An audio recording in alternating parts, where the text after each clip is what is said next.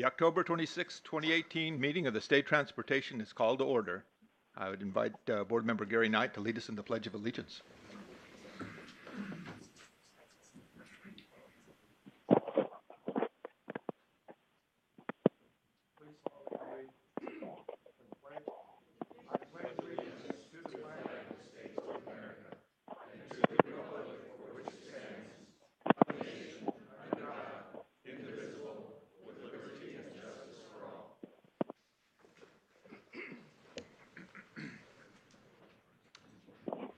For the record, Board Secretary Linda Priano will identify board members present with roll call.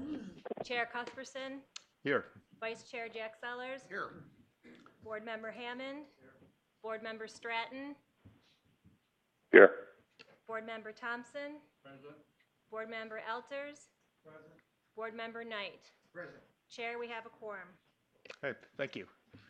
And Mr. Chair, just a reminder that we have the board's attorney on the phone as well, Michelle Koonsman. Okay, thank you, Floyd. I just want to welcome everybody and say what a pleasure it is to be in Lake Havasu this morning. The weather and the venue and everything have been outstanding, and so we're happy to be here. The board held a meeting, I think, a couple years ago in Lake Havasu, just a regular board meeting, and so when we heard that they were hosting the Rural Transportation Summit this year, my wife and I were very excited to be able to come back. We certainly enjoyed our time here last time. Very gracious hosts. The venue was outstanding. I just want to I can't say enough of the job that Vinny Gallegos and all those that were involved in putting together the Rural Transportation Summit did. It was certainly well attended. It's always a highlight of the year to come and have everybody get together and talk about issues. So very good and very gracious host. We also had the opportunity to meet this morning for a first breakfast with some of the town council members and of Lake Havasu City, and so we appreciate that and the chance to get to know you a little bit. So I think most of the board members were here during at least all or part of the Transportation Summit. So I would just open it up to if anybody else would like to make comments. Thank you, Mr. Chair.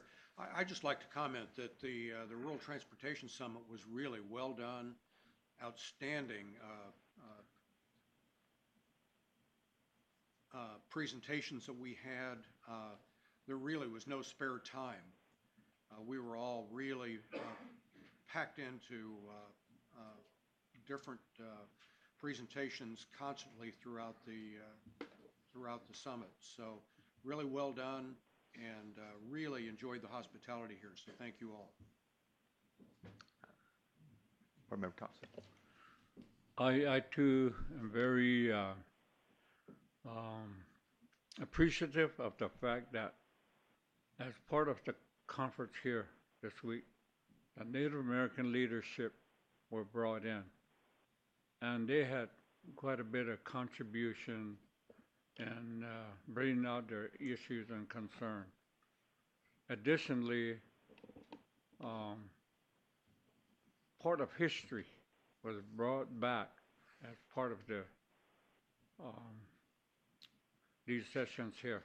Understand that there's a flock of sheep that were taken across London Bridge. I mean, that itself is big to me. It kind of reminds me, how the Native Americans, that's what they had to do to sell their animals to the marketplaces. So again, I'm very impressed by the fact that, again, that's a lot of working relationship and partnership. That's what brought back to mind way back then between Native American communities and off-reservation communities. And I think it was well done, well put together, and certainly do appreciate the leadership in these communities and particularly Vinny. Thank you very much, and all the people that you were associated with. So, thank you. Thank you. Thank you. Okay. Chair? Yes. Yeah. Board Member Knight. And I too would like to thank Vinny and his staff for doing such an excellent job on the Rural Transportation Summit. It was great. Coming from a Colorado River community myself, very impressed with some of the things most of the things that Havasu City's been able to do, sitting right here on the lake. It's great, huge economic development, and it's great for the future. You've got a great community. Thank you. Okay, thank you. Before proceeding, I'll ask ADOT Executive Officer Floyd Rorick to provide us with a reminder of our rights under the Civil Rights Act of 1964. Thank you, Mr. Chair. Before I get started, I would like to make sure to remind the board members that we have two members, or a member and the legal counsel on the phone, and I just got a text that they're finding it hard to hear sometimes. Please remember to use the microphone, and you might have to get close enough so it gets projected. It also then allows us to make sure that we capture it, because we do record these meetings so we can put them in the minutes and have the documented copy of the actions that took place. So please remember to use your microphone, and you may have to get close enough so it projects. Mr. Stratton and Ms. Koonsman, if at any time, if you feel that it's fading out and you can't hear, please let us know, or make sure to speak up if you need to add your comments as we go through each of the agenda items. Okay? Thank you. Title VI of the Civil Rights Act of 1964. Pursuant to Title VI of the Civil Rights Act of 1964 and the Americans with Disability Act, the Arizona State Transportation Board and ADOT do not discriminate on the basis of race, color, national origin, or disability. No person will be excluded from participation in, be denied the benefit of, or be otherwise subjected to discrimination under any state transportation board or ADOT program or activity. We ask the public to assist us in measuring this participation by please completing a self-identification survey card found on the table at the entrance to the meeting. Just fill the card out and please leave it there and we'll collect it. Thank you, Mr. Chair. Okay, thank you. We'll now move on to call to the audience. To address the board during the call to the audience, we ask that you fill out a request for public input form and present it to Secretary Linda Priano. In the interest of time and fairness to all, we'll ask that you limit your remarks to 3 minutes. I do have a large stack of cards here, about 30, so you multiply that by 3, you can see we're going to be here for a while during the call to the audience. If you would, if you have a topic that you're commenting on that has been commented on previously and you want to just concur and have your name written into the record, I'll read your name off and you can do that, and that would be welcome. Of course, you're always welcome to use your 3 minutes if you'd like.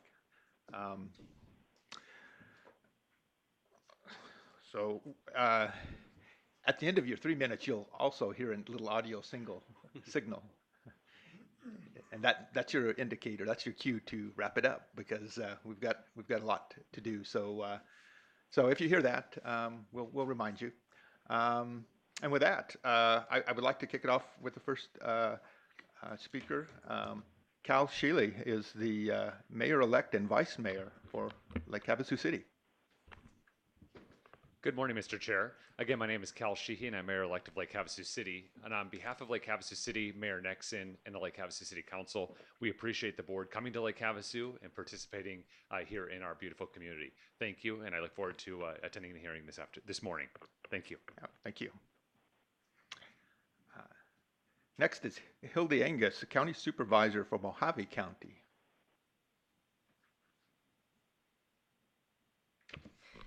Good morning. My name is Hildy Angus, and I'm a Mojave County Supervisor. I represent District 2, which is Bullhead City. And I'm also here on behalf of Lois Wakimoto, who is the Supervisor for District 5, which entails the Mojave Valley and Fort Mojave area. I'm here today to talk about a proposed roundabout. I've spoken here before, about a year ago. I used to come to these meetings and so try to nag you guys, but I haven't done it for a while. we are asking that this roundabout not be built. We're still waiting to hear from ADOT about the decision to whether or not to build it, and the longer it takes, the more worried we get. The roundabout is planned on Highway 95 and Aztec Road. Highway 95 is our main thoroughfare, and it's our lifeline. It runs 25 miles from the Bullhead Laughlin Parkway to Needles.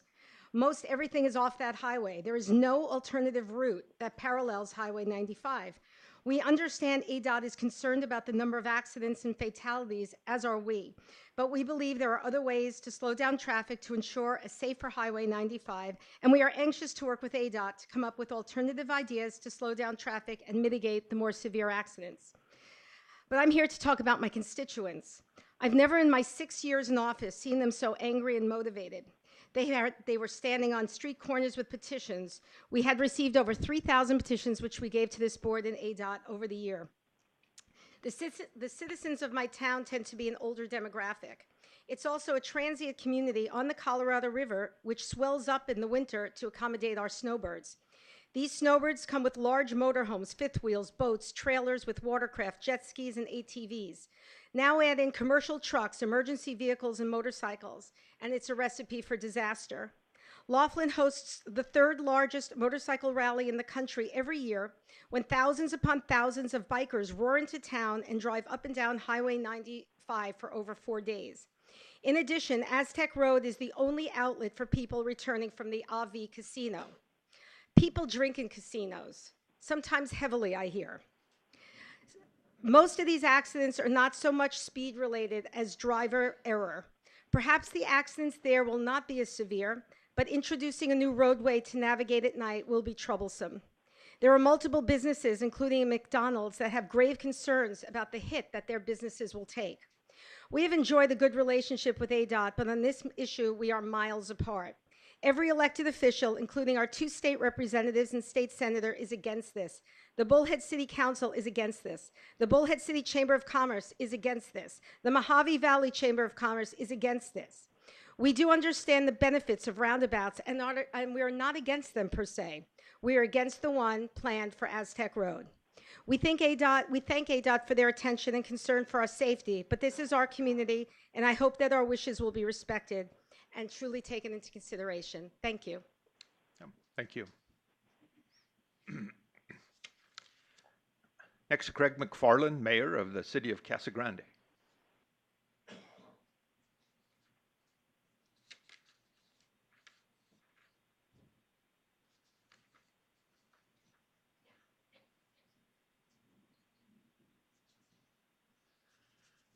Good morning, Mr. Chairman and board members. Thank you for the opportunity to speak to you this morning. I wanted to, first of all, thank you all for coming to the Rural Transportation Summit and participating. I know I've talked to several of you during the summit, and we really appreciated your attendance. And then also I wanted to thank ADOT and MAG publicly for the work that they've done in getting together with the GRIC, the Gila Indian community, and starting our I-10 widening study. So thank you to ADOT and also the board. Also the I-10 projects that are currently going on, Picacho and also Jimmy Kerr. So those projects will be done here hopefully in the next year. So again, thank you for completing that project. And then I also wanted to give you an update on Lucid, which is the electric car company that's coming to Casa Grande. It is scheduled to break ground in March of 2019. It'll add 2,000 jobs to our community. It's been announced. We have an emergency council meeting on Monday, the 29th of October, to approve the development agreement with them. So that is moving forward. In addition, I wanted to also give you an update on the Nicola project, which is over in Coolidge, which is right on the same line as Lucid, another 2,000 jobs, and they probably will start breaking ground probably in the next 6 to 12 months. So there's a sense of urgency in terms of the traffic and the amount of pressure that it's going to be putting on, like Florence exit at I-10 in Florence. And so I'm back up here to ask you to make sure that we keep the courts and interchange, the TI, in your plans. We have we have $2 million set aside from our impact fees. We have the environmental impact study that's completed. And we also have the design concept that's going to be paid for. And we're really looking for, we've got the RTA that's got $15 million invested in this. And then we really need about $7 million from the state. So that's what we're looking for. That's what I'm here to keep it on your calendar, keep it on your, in the back of your mind, and we appreciate anything that you can do to help us out. Thank you. Thank you. To kind of move this thing along, I'm going to, and in just in keeping with the World Series baseball theme, I'm gonna announce a speaker and then an on-deck speaker afterwards, so that you're not waiting to hear your name and come up, and you can prepare and get ready. So up next is Bruce Backer, supervisor from Santa Cruz County, and on deck is Cecilia McCullough. Good morning, Chairman Cuthbertson and members of the ADOT Board. Bruce Bracker, Santa Cruz County Supervisor. A shout out to all the county supervisors who came up here this weekend for the Rural Transportation Summit. Thanks for all your support. I'm here to talk about State Route 189. I want to thank the board for their support on this critical project for southern Arizona and also for the rest of Arizona. We've got a couple other interchanges that we're going to have to be working on. They're in the STIP, and we're going to be working on funding. I'd like to thank Director Halakowski and his staff for working with us. This has been a very complicated project, pulling funding sources from many areas. The county and the city have both signed over their commitments for this project, and just thank you very much for your cooperation. Thank you. Cecilia McCullough is the mayor of the town of Welton. On deck will be Christian Price. Thank you, Board of Transportation. I appreciate the opportunity to be here.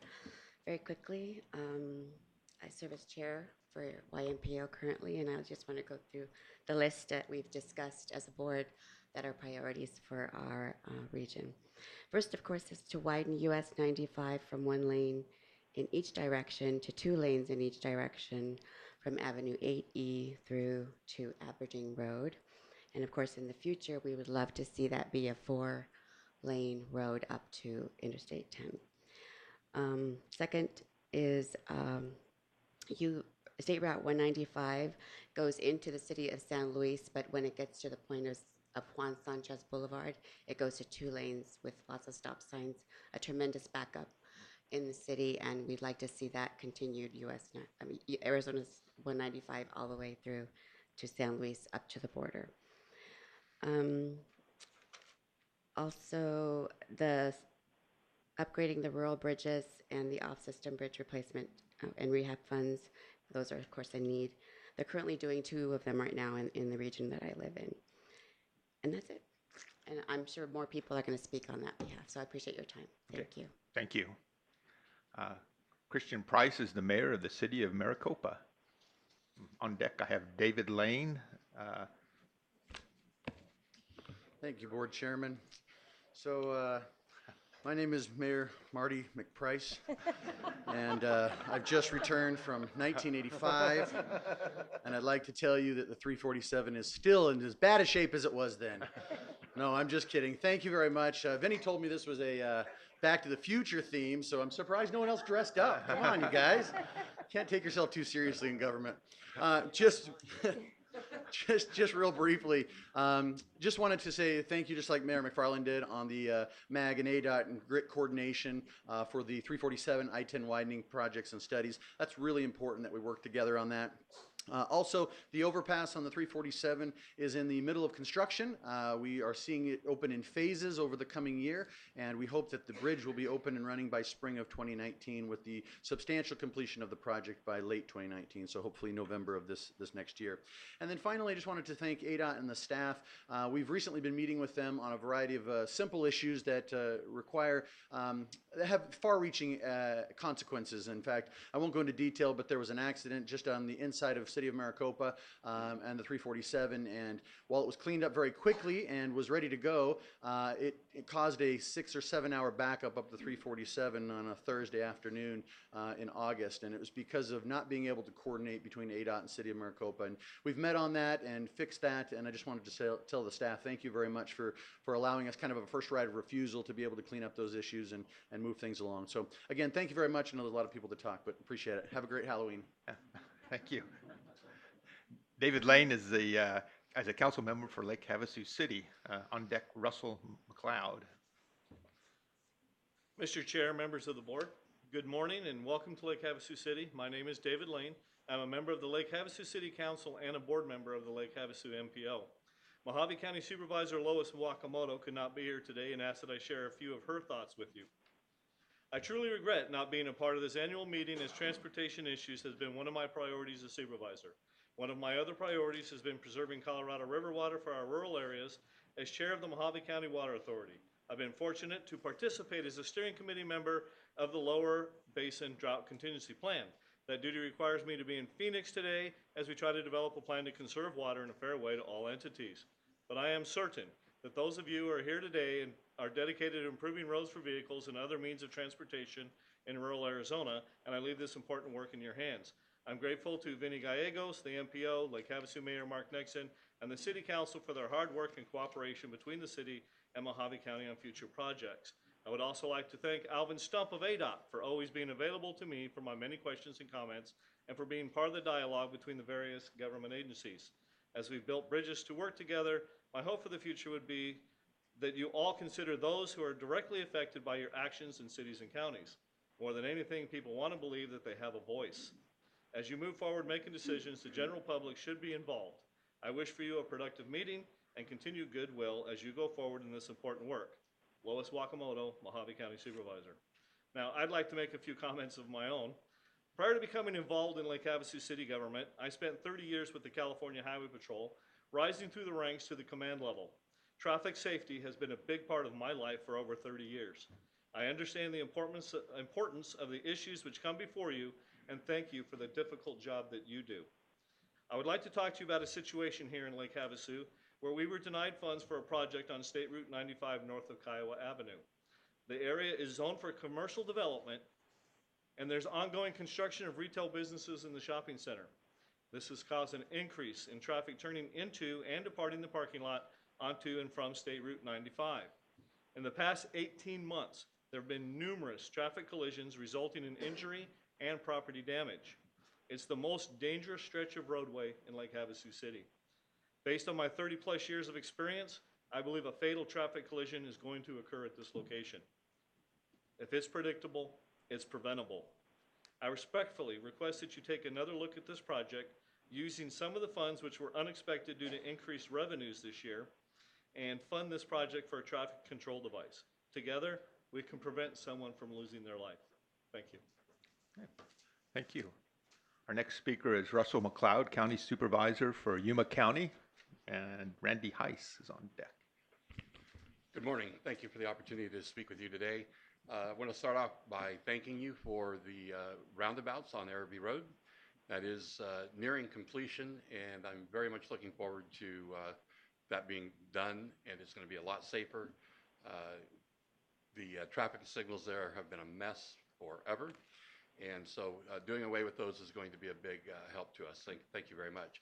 I also want to keep on the forefront of your mind the widening of Highway 95 from Avenue 80 to Aberdeen Road, and to bear in mind, please, that 195 connects into Interstate 8 and Highway 95. The port of entry there in San Luis is the country's newest and most modern port and most underutilized. So for the long-term planning, please remember that Highway 95 was once on the map as a Canamex corridor. A decade ago, if you look at the old maps, that's what it was. I'd like to see that remain. And for the long-range planning, please remember that widening that up to Interstate 10 will do a lot for commerce and for Arizona as a whole. So thank you very much, and appreciate your time today. Thank you. Yeah, thank you. Randy Heiss is Executive Director of SIGO. And on deck, I have Chris Bridges.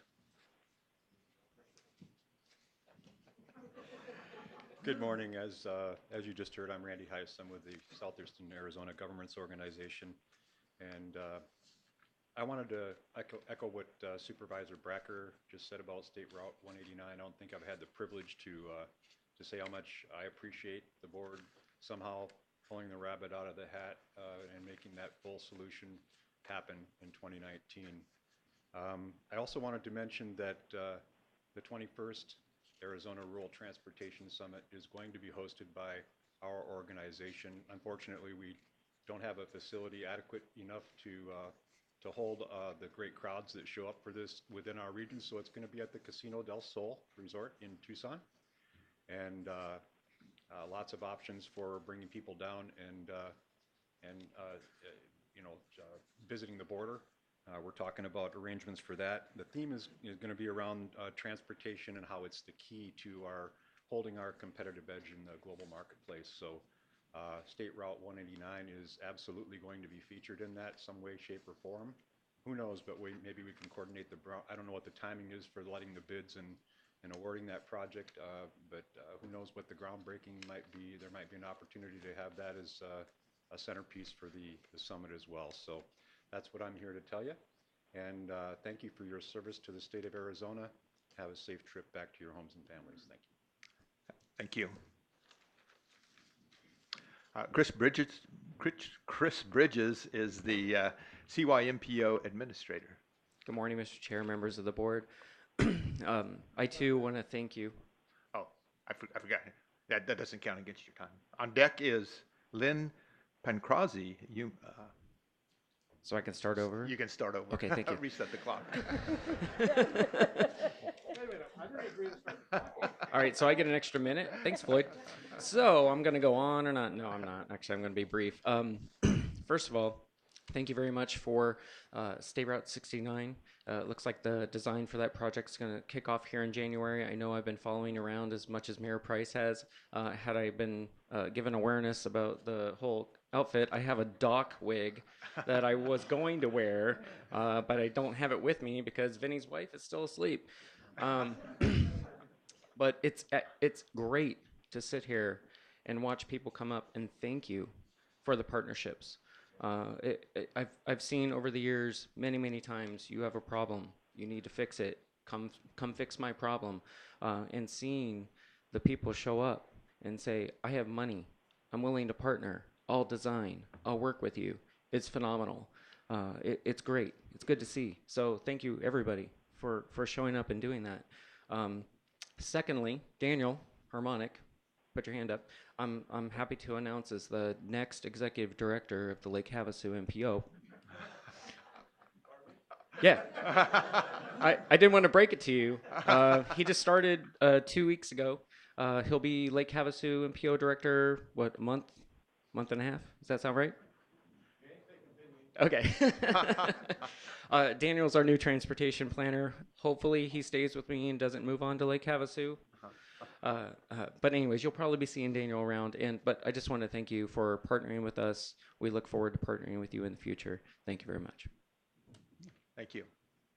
Lynn Pancrazzi, Yuma County Board of Supervisors. Good morning. Thank you for your service on this board. I'm sorry. Vinny Gallegos is on deck. Oh, Vinny, you're on deck. Sorry. Thank you, Vinny. Excuse me. I'd like to give you some facts about the Yuma Proving Ground. Yuma Proving Ground is an asset to our United States military. Every piece of equipment used by our military troops in the Middle East is tested at YPG. The smallest drone to the largest tank, the smallest gun to the largest vehicles, IEDs are tested, and mock villages are set up so that those can be exploded. Parachute training of our military is conducted at YPG.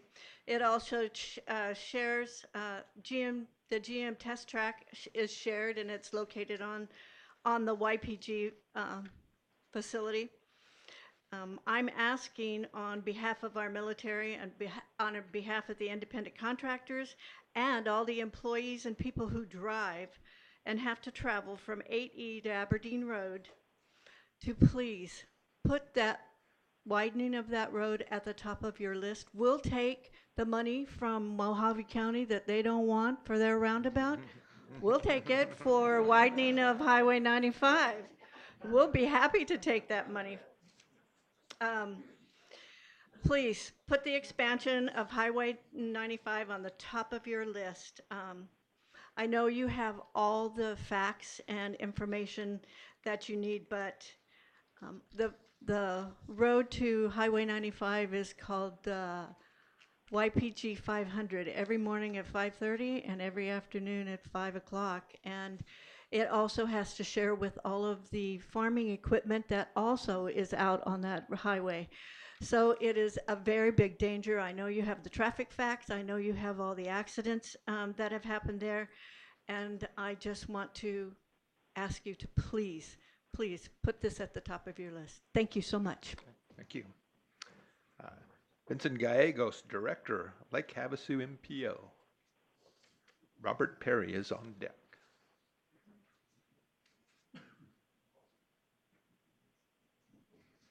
Well, what is there left to say? If we've been together the last couple days, I feel like I've said everything that needs to be said, but I really don't want to miss the opportunity of 3 minutes of gratitude, truly. I don't want that to be taken for granted. I want to absolutely thank the Arizona State Transportation Board for your service, for your work, for your participation, for agreeing several months ago to move your schedule 1 week later to accommodate the schedule. I know in expressing gratitude, you always overlook somebody, but my gosh, this is a team effort. So everybody that you can imagine, elected officials, Senator Fan, Noel Campbell, Representative Campbell, on behalf of Governor Ducey, Matt Clark from the Policy Advisor on Transportation, county supervisors, mayors, council members, all of our transportation decision makers, just truly, truly thank you. I'm humbled to have been your host. I'm humbled to have hopefully provided the best possible environment really for a passion. And I'm hopeful. You know, you watch the passion for transportation, for safety, for capacity, for efficiency, for beauty of our roads. There is a passion. There's passion in this room. There was passion the last couple days.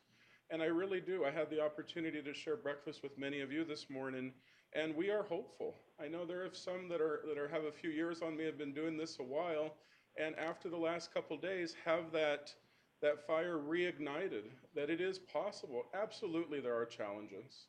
We hear the needs are great. This is a room full of needs, and we realize the resources are limited. I believe the passion's there.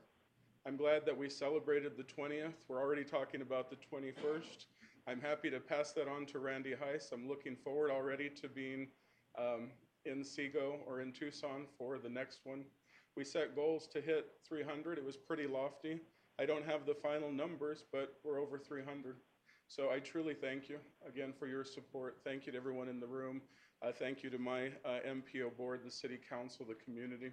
Hope you stay the day, enjoy the London Bridge, enjoy the community. So thank you so much. Yeah, thank you. Robert Perry is the Vice President of Dolan Springs Community Council. On deck is Chuck Howe. Good morning, board members of the Arizona Transportation Board. This is regarding of Arizona State Highway 93 and Pierce Ferry Road intersection.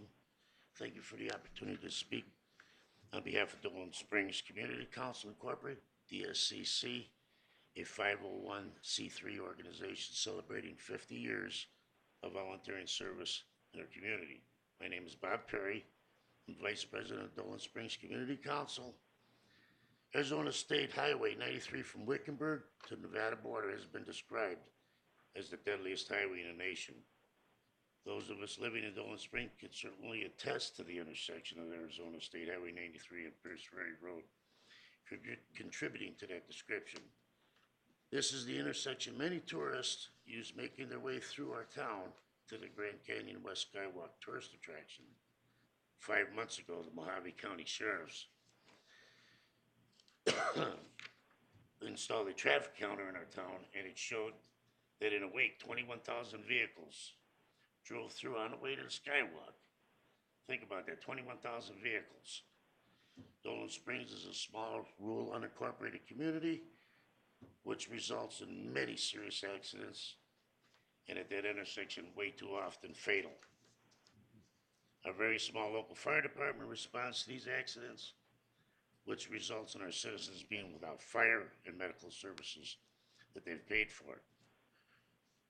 While there's only 2 department personnel on duty, attend to the injured, remain on the scene, transportate injured to the Kingman. It's a tragic for those who are involved in the accidents, and it's a tragic to our community suffers as a result. Many tourist drivers from foreign countries and don't understand the current posted traffic signs and the right-of-ways. A solution to the accidents would be a flyover constructed as soon as possible, but in the interim, it would be extremely helpful if a traffic signal was installed, which would eliminate the confusion drivers experience whether or not they have the right-of-way, thus dramatically reducing the accidents at the intersection. And on behalf of the Dolan Springs Community Council, please consider the needs of our town and the needs of the tourists, implementing the above suggestions as soon as possible. Additionally, the DSCC has a meeting hall and would like to extend an invitation to the board for its future meeting. Thank you for your time. Thank you. Chuck Howe is principal from Tuba City, speaking for the San Juan Southern Paiute Tribe. And on deck. On deck, sorry, thank you for that. Miles Begay is on deck. Good morning, board members. I appreciate the opportunity to address you this morning. I am representing the San Juan Southern Paiute Tribe.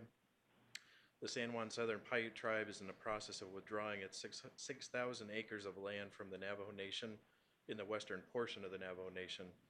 These lands are located west of Tuba City and just north of the junction of U.S. Highways 89 and 160 in Coconino County.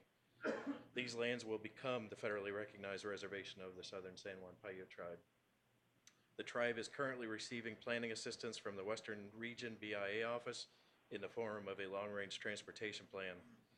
The primary access to these lands occurs off US 89, where the existing unimproved road crosses Hamlin Wash to access home sites, the powwow grounds, in addition to future community farms and commercial developments.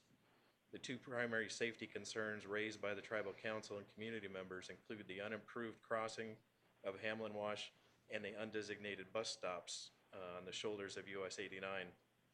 The existing access road and bus stops both occur between curves, creating a blind spot for traffic that averages speeds in excess of 80 miles an hour. One additional concern raised again recently is the lack of an alternative route during closures of US 89. As the board is well aware of how critical US 89 is for all the communities north of Flagstaff, the tribe would like to express its appreciation to ADOT for its quick response, as well as to the partnering agencies, including Navajo DOT, for the recent washout. The San Juan Southern Paiute Tribe requests acknowledgement by the board of this land withdrawal for the purposes of developing and expanding its housing and commercial development opportunities. Furthermore, the tribe requests assistance in the areas of planning and safety assessments related to the existing unsafe conditions facing our children, Navajo neighbors, and hundreds of thousands of tourists and visitors to our region annually. Thank you. Thank you. Miles Begay is the Tribal Transportation Manager from Navajo County, here to talk about flooding issues on State Routes 264. On deck is Rob Owen. Good morning, Chairman, board members. Just here to kind of read a letter off coming from Elton Joe Shepherd, Apache County Supervisor, to addressing Board Member Thompson. States, Dear Board Member Thompson, I'm writing this letter as a follow-up to our discussion for assistance in addressing flooding issues of Highway 264 in St. Michael's, Arizona.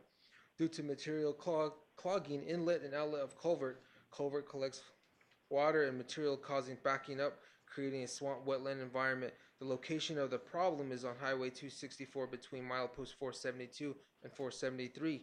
As a result, we need the Arizona Department of Transportation Northeast District to send a crew out to inspect, clean, and recommend solutions to the issue.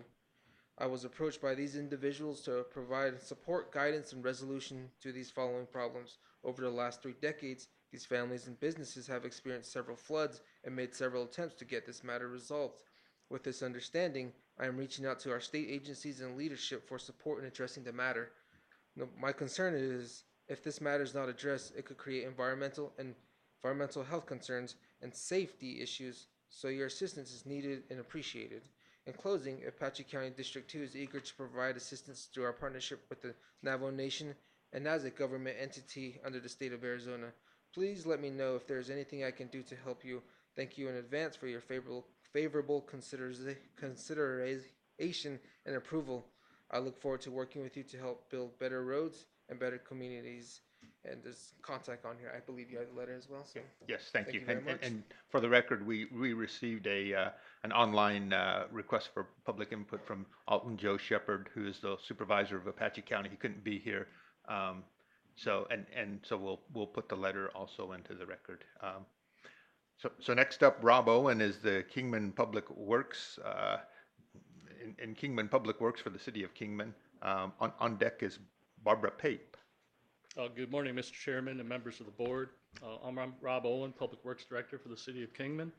Welcome to Mojave County, and thank you for your attention to the transportation needs that we have up here. I'd like to talk to you about the Rancho Santa Fe Rancho Santa Fe Parkway traffic interchange on I-40. That's 3 miles east of Route 66. I believe there are other speakers that will talk about the project benefits. I would just reiterate that this project was originally initiated by ADOT, and that ADOT has spent $2.3 million on the DCR and design of this project, and that the City of Kingman would request that the board allow the city to help ADOT complete this job. So, thank you. Thank you.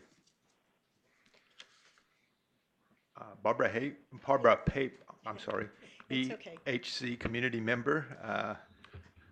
Yes, And I'm- on deck is Jen Miles. I'm one of those ladies that was out there handing out petitions and signatures against the Mojave roundabout. And I also am one that has been an advocate for road construction and safety.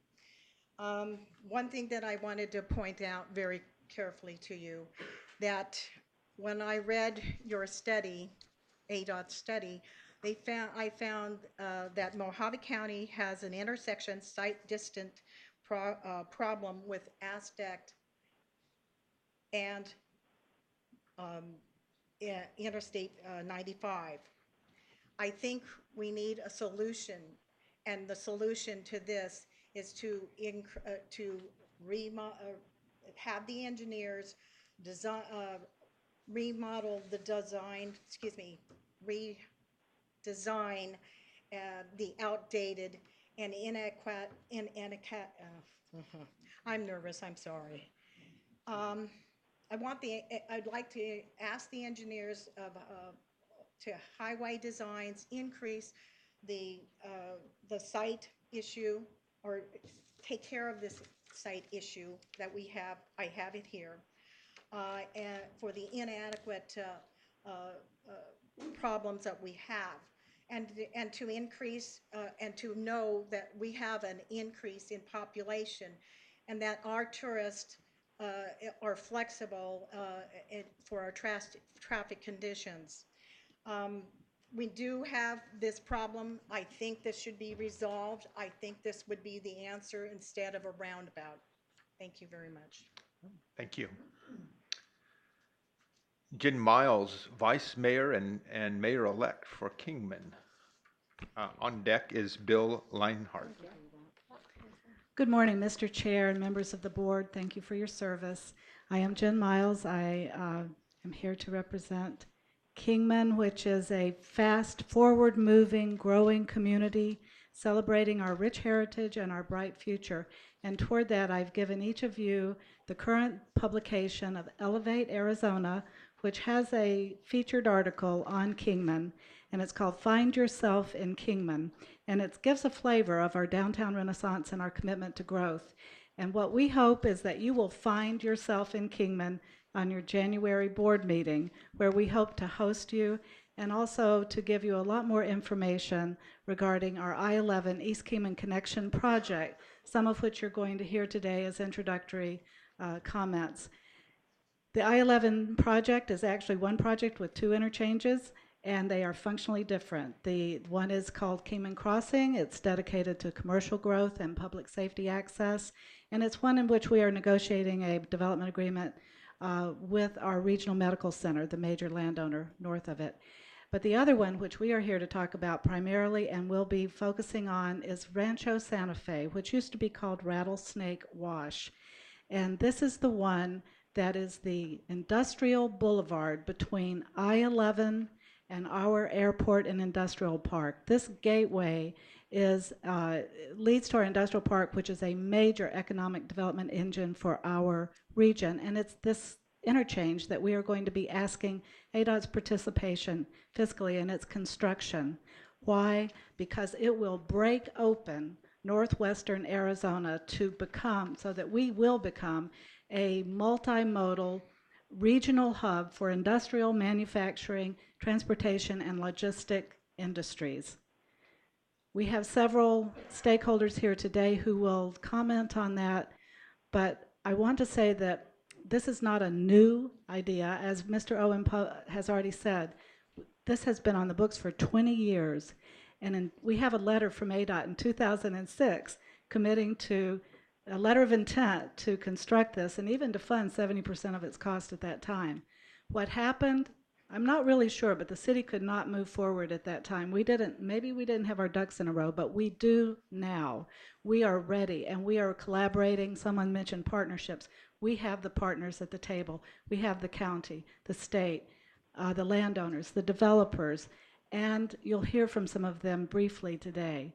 But we have ADOT too, and we want to thank Alvin Stump for his participation in our meetings that we've been having over a year and a half now toward development of this interchange. This is an opportunity that is great, not just for our region, but for the state.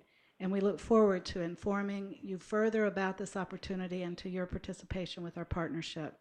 So with those comments, I think I'll conclude so that others can share some of their insights on this project. Thank you so much for being here, and thank you for your service.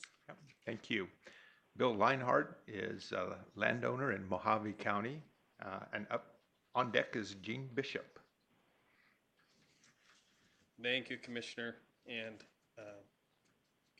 Chairman. I'm speaking on behalf of the I-11 Kingman Connector. I am a landowner. I own most of the land that adjoins this project. We've owned our property for over 10 years. We bought our property with the intent to develop, and that is our intent still.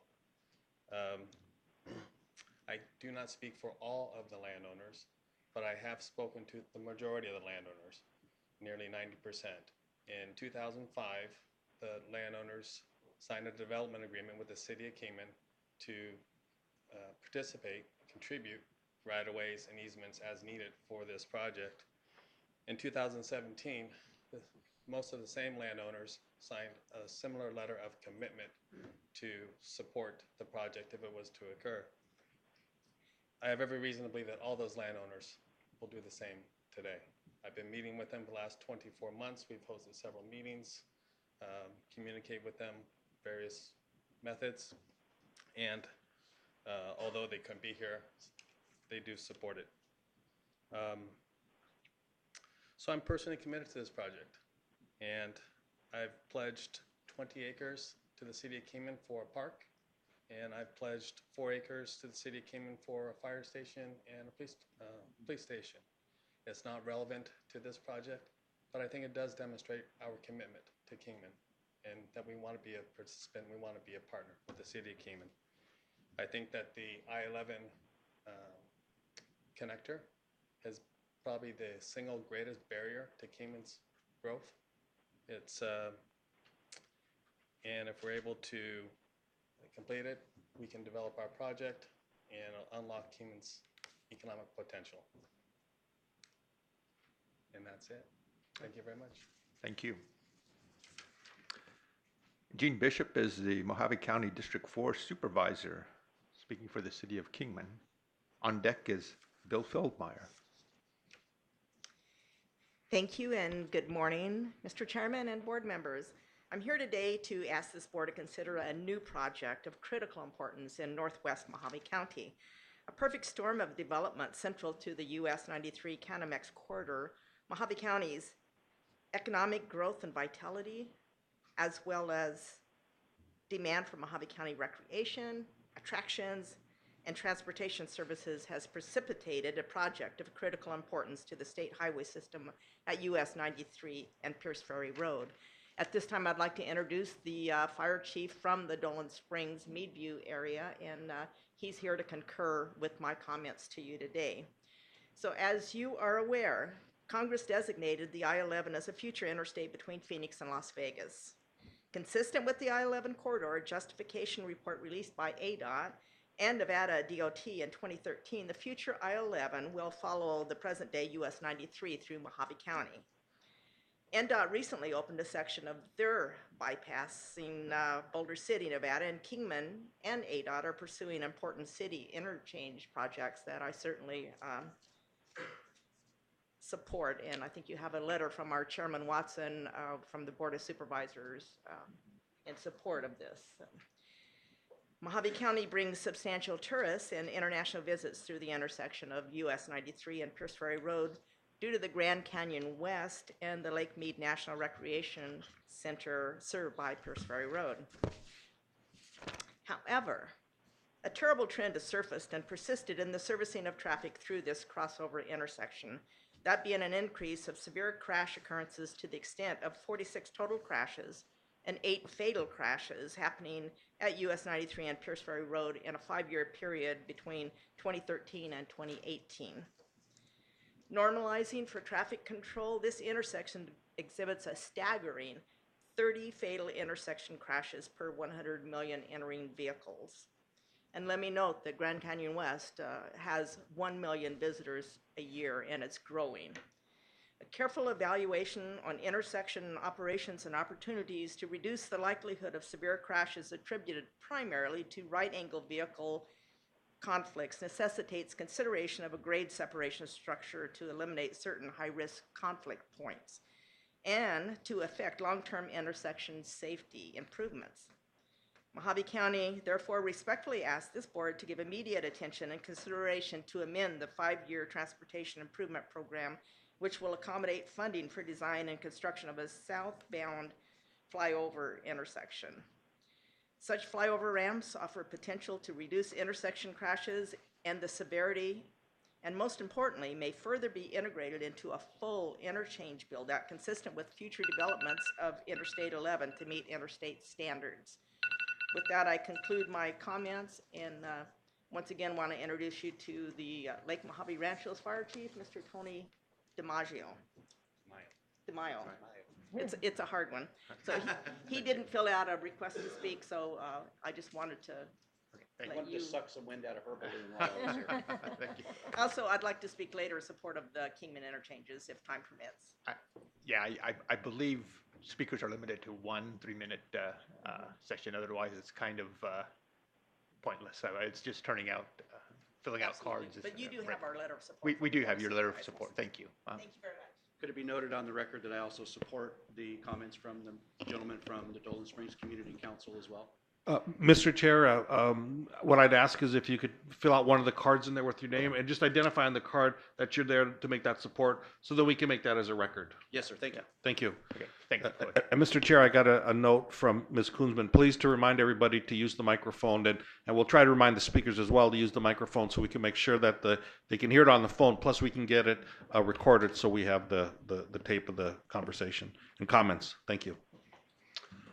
Okay, Bill Feldmeyer, a former Transportation Board member, and here to speak for himself. On deck, I have Ron Fogan.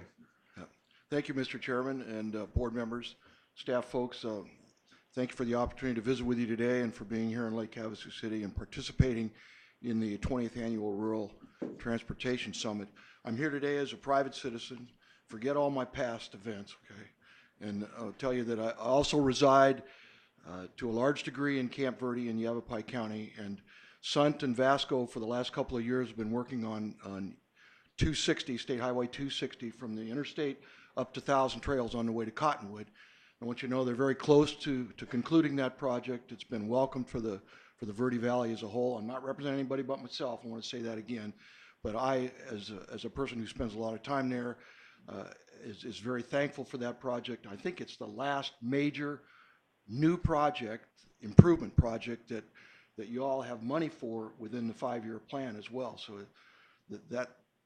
that's welcomed as well. I also want to thank you as I conclude my remarks that in the plans was about a 2.5-mile section of a multi-use path that runs from I-17 over to Cherry Road, over to where the detention center and jail and county complex is. And that's kept a lot of people off the shoulder of the highway. It's welcome for people like me who like to walk and bicycle as well. And thank you for that. That should conclude in the near future, and hopefully the town will do something to ribbon cut that project. Thank you. Ron Vogan is the city manager for Kingman. On deck is Gregory Henry. Chairman, Board, it is a pleasure to be here with you today. First of all, I would like to echo Vice Mayor Miles' invitation to the board. Looking forward to hosting you in January. I think that will be a great opportunity to have a more extensive conversation with regards to Rancho Santa Fe, which is, of course, is what I'm here to talk to you about. Appreciate the support of those stakeholders that have come to speak on this subject.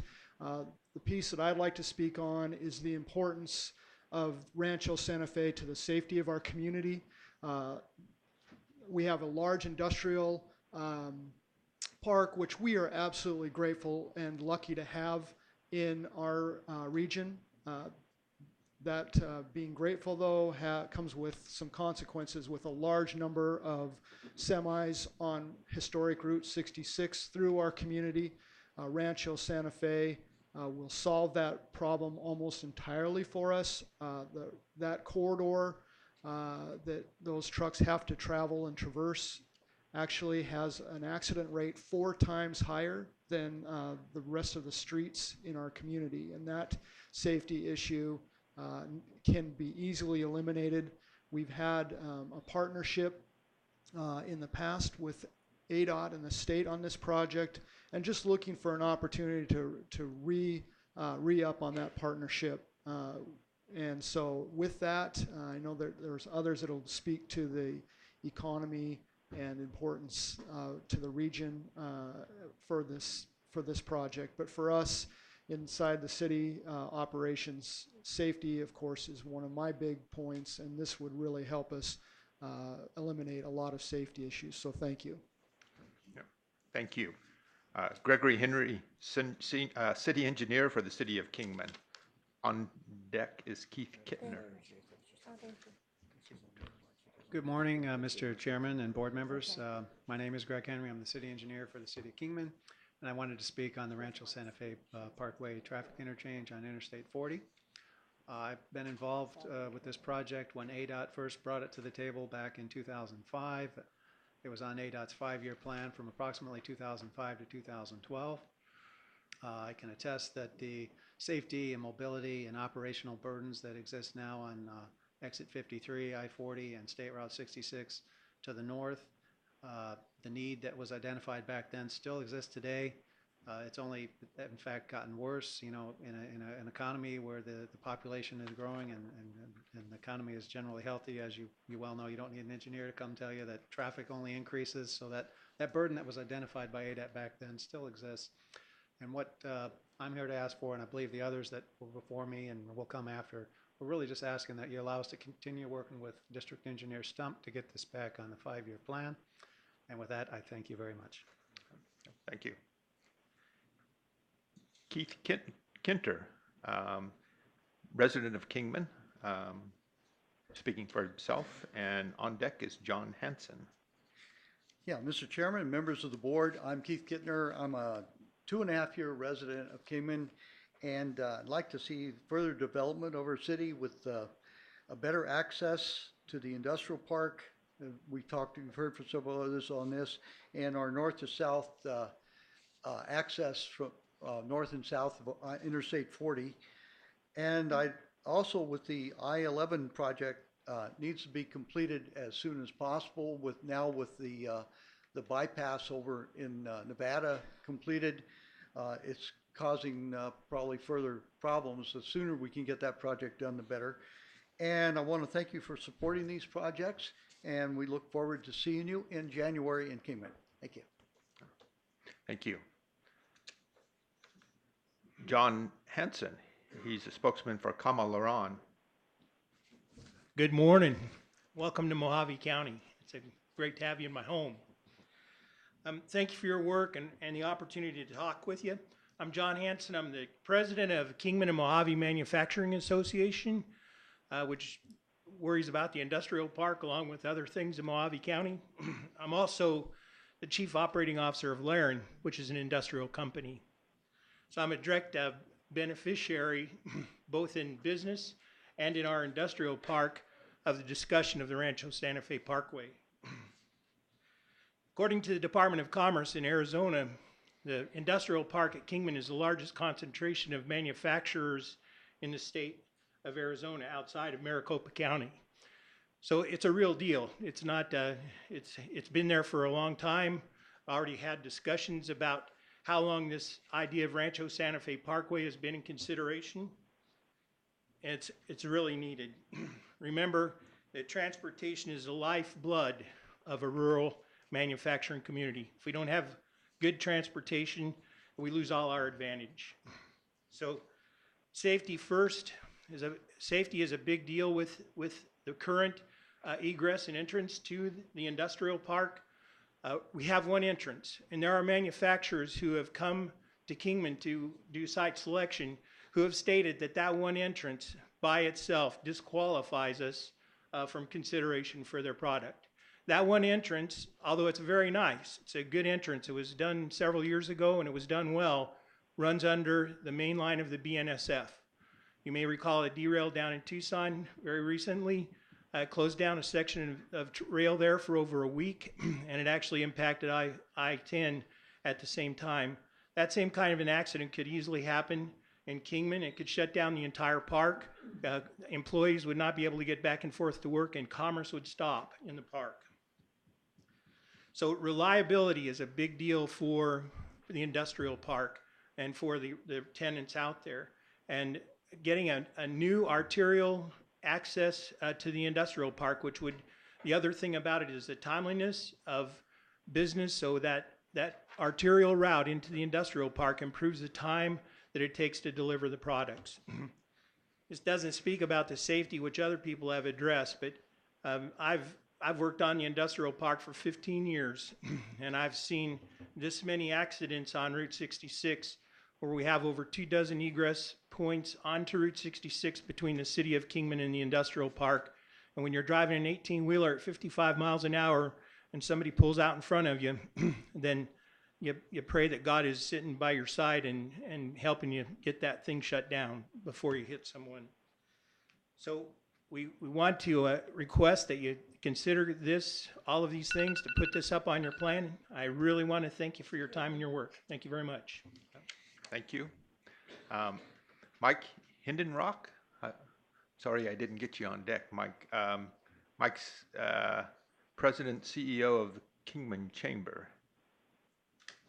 Thank you so much. Naturally, I support the interchanges at Kingman. The piece that I want to talk about is the economic development piece of this, because the Rancho Santa Fe piece will open up 5,000 acres of property for development. The result of that, we will have existing space for our manufacturers to expand. We have new companies that can be recruited into the region. The project development area could triple the employment in Kingman. This means more high-wage jobs and benefits for our region and the state. More jobs will improve the commercial business activity in the community region, and our property and sales tax would naturally increase. The other thing I would like to do is thank you for the design that has been done for the bypass for I-11. Not being an engineer and just a layman, I looked at it and thought, this really makes common sense. And it's so nice to see things that you look at and say, that makes sense. So thank you so much for your design on that, and I hope that we can prioritize that. Echoing Keith, the sooner that gets done, the better, because we have a very real bottleneck that happens on Beale. Thank you so much. Thank you. I'm down to my last card here. Justin Hembry is the transportation planner for WACOG.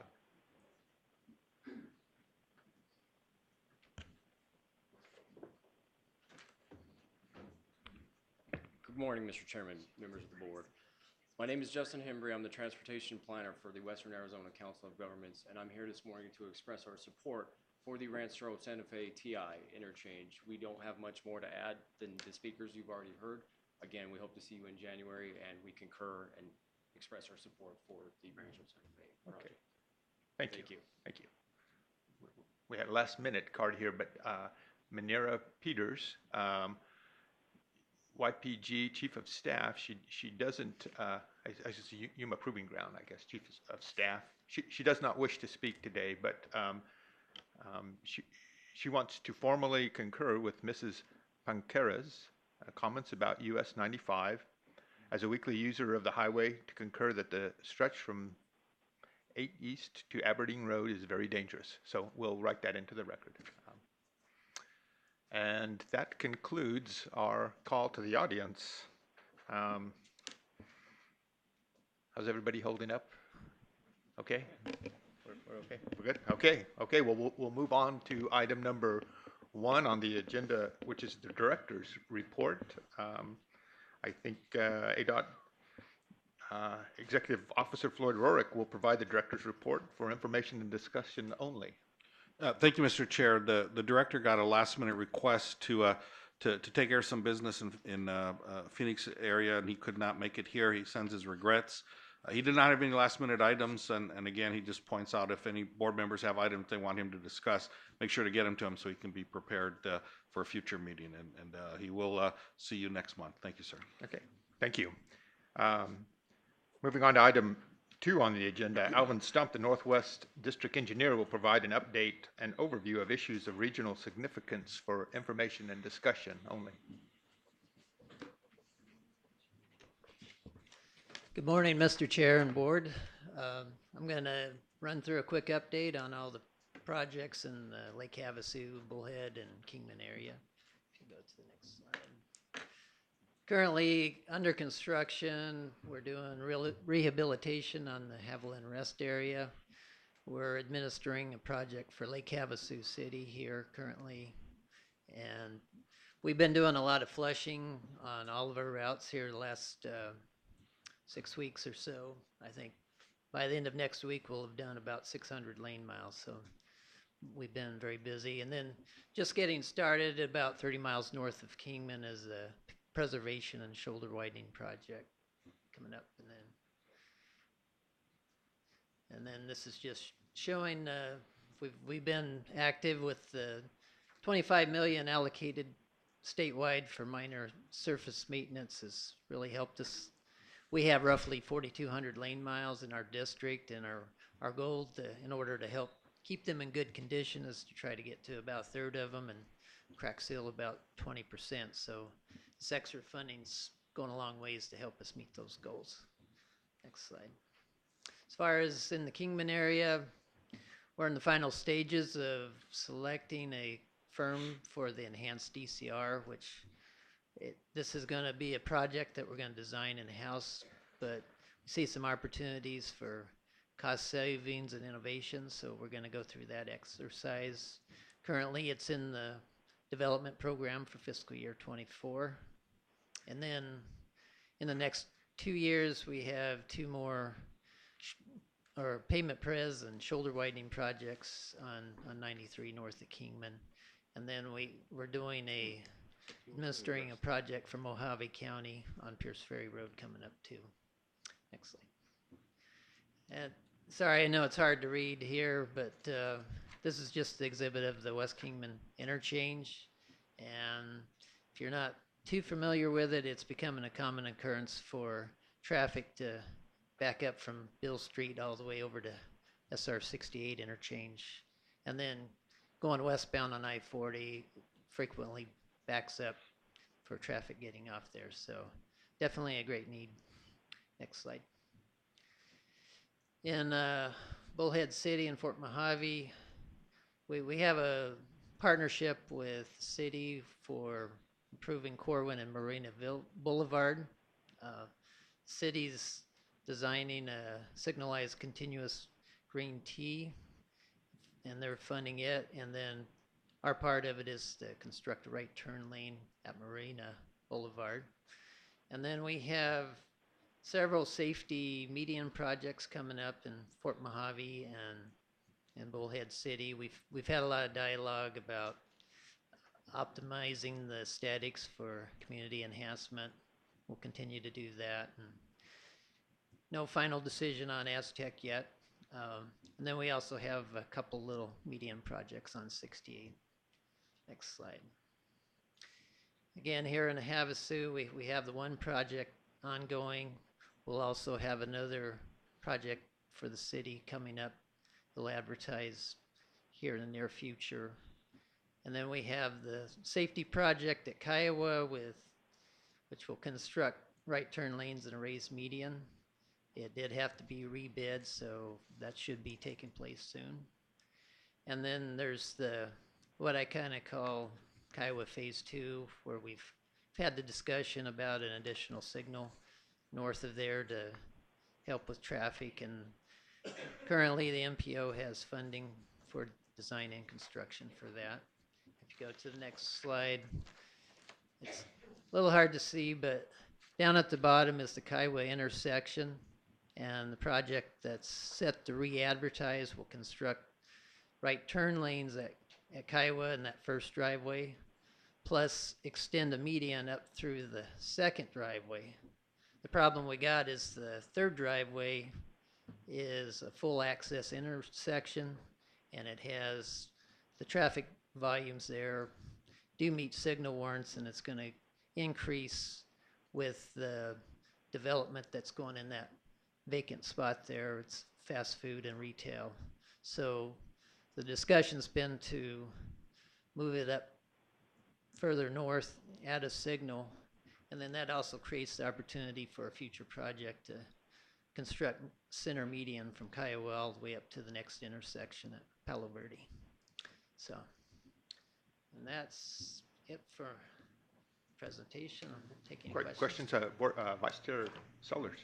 Yeah, Alvin, one of the speakers earlier on the Rancho Santa Fe Parkway said something about we've spent $2.3 million in design work. Can you tell me what that entails?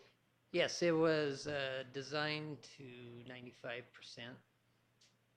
and then it went on the shelf. I think it was kind of finished when the economy went down. Okay, so would that have to be redone now, or? No, I mean, there would be some updating to the environmental and maybe a little fine tuning on standards, but most of the design's pretty well done. Okay, thank you. Yeah. Mr. Chair. Yes, Board Member Knight. Mr. Stump, on the you said no decision on the Aztec. Are you referring to the roundabout? That's correct. Okay. Yeah, so, there's two elements in it. In that project, part of it's a raised center median between Teller and Aztec. The other part's the roundabout. So no decision on the roundabout itself. The median's still a go. are we looking at other alternatives other than a roundabout? Since it seems to be so widely opposed by the residents there, are we looking at alternatives? Well, this is a safety project. Basically, it was funded based on the benefit cost of the improvement. So basically, the roundabout's the one solution. The alternative essentially would be protected phasing, and that would be but how those two compare on reducing accidents isn't equivalent. So But you are looking at possible alternatives. Yes, we have considered the different alternatives throughout the process. Yeah, I'd just like to see something that wasn't so widely opposed by the people that live there and are actually going to have to use the roundabout. I don't know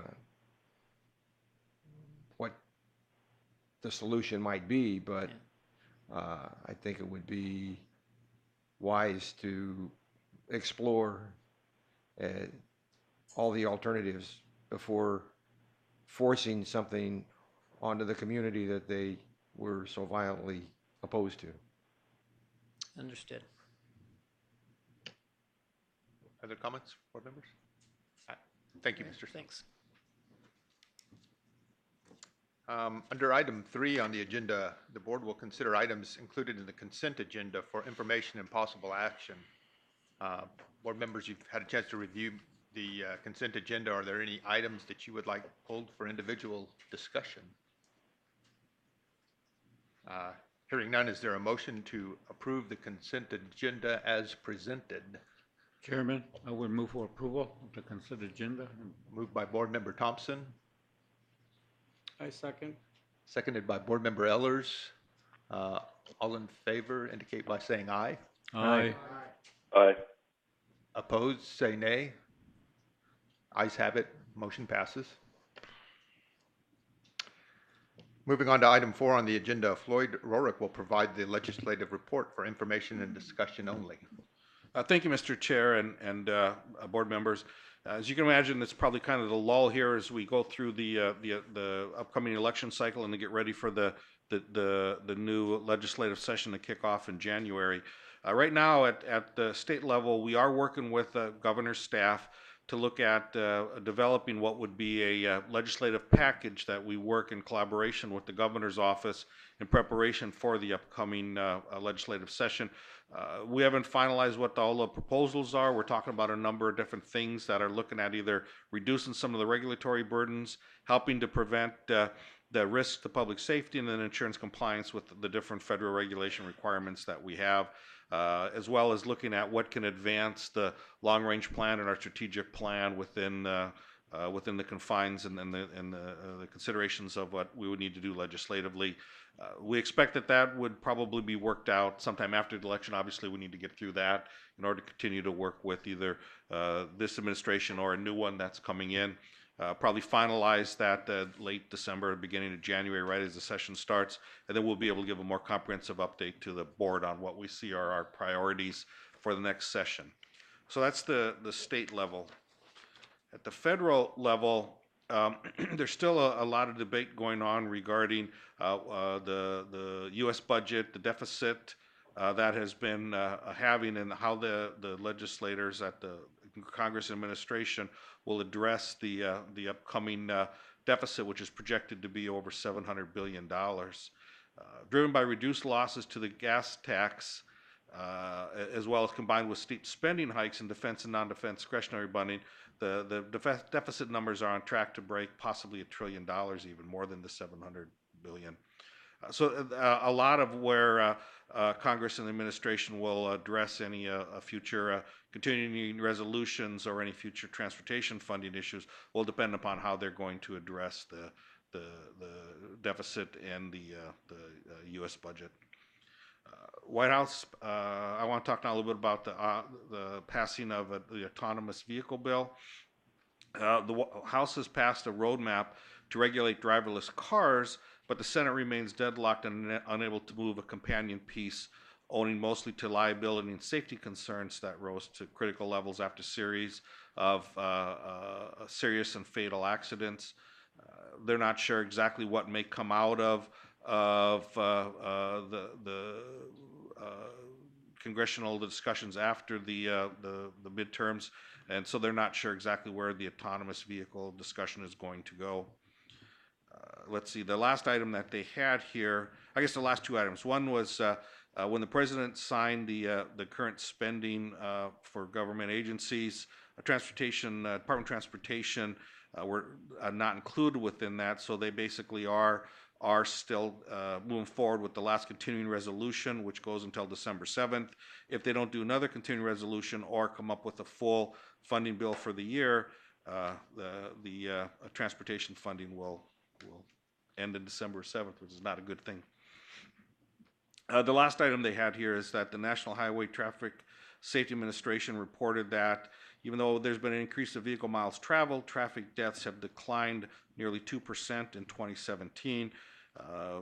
They've continued to work on this trend, as well as work with the US DOT and state DOTs on ways that we can continue to address safety along the toll system and the full system, and continue to look for better ways to improve the safe operation of our highway and interstate system.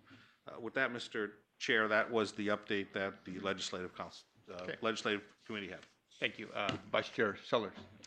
Yeah, Floyd, just to back up to our consent agenda, we probably should point out to people that we showed our meeting schedule for 2019 as a part of the consent agenda, and the April meeting in Flagstaff conflicts with the roads and streets.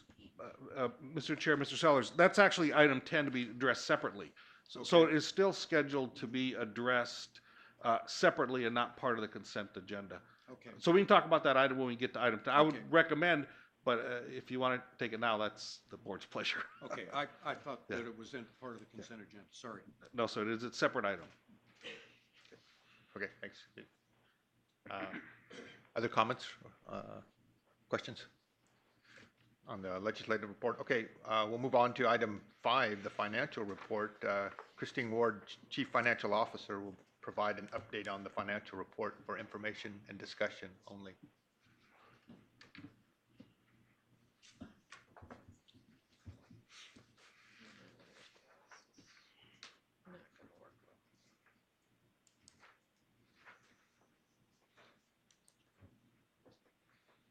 Well, good morning. Morning. I will have to say, after attending the summit yesterday, I'm glad I still have a job, because this is a very knowledgeable crowd when it comes to funding. Watching all of the presentations, I was like, oh, well, I'll never have to do another presentation again. I'm just going to start pulling the slides from all of the presentations that were given. It is clear that folks understand the nature of our funding issues. So it was impressive. Lynn, okay, we're up. So as far as how we're doing on HERF revenues against our forecast, we've got a projection for HERF revenues of almost $1.5 billion for the year, $1,490,000,000. We are currently just 1.1% above forecast. September, we got about 127 million, 128 million in revenues, and year to date, about 370 million. Let's move on to RARF.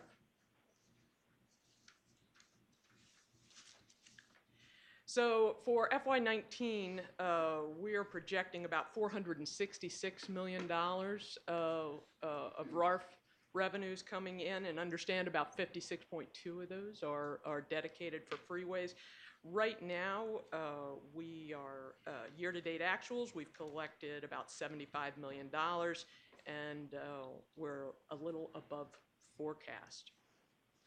Moving on, I wanted to give you an update on, if you'll recall, I think it was back in July or so, that this board approved us moving forward with a RARF bond issue, a Regional Area Road Fund bond issue.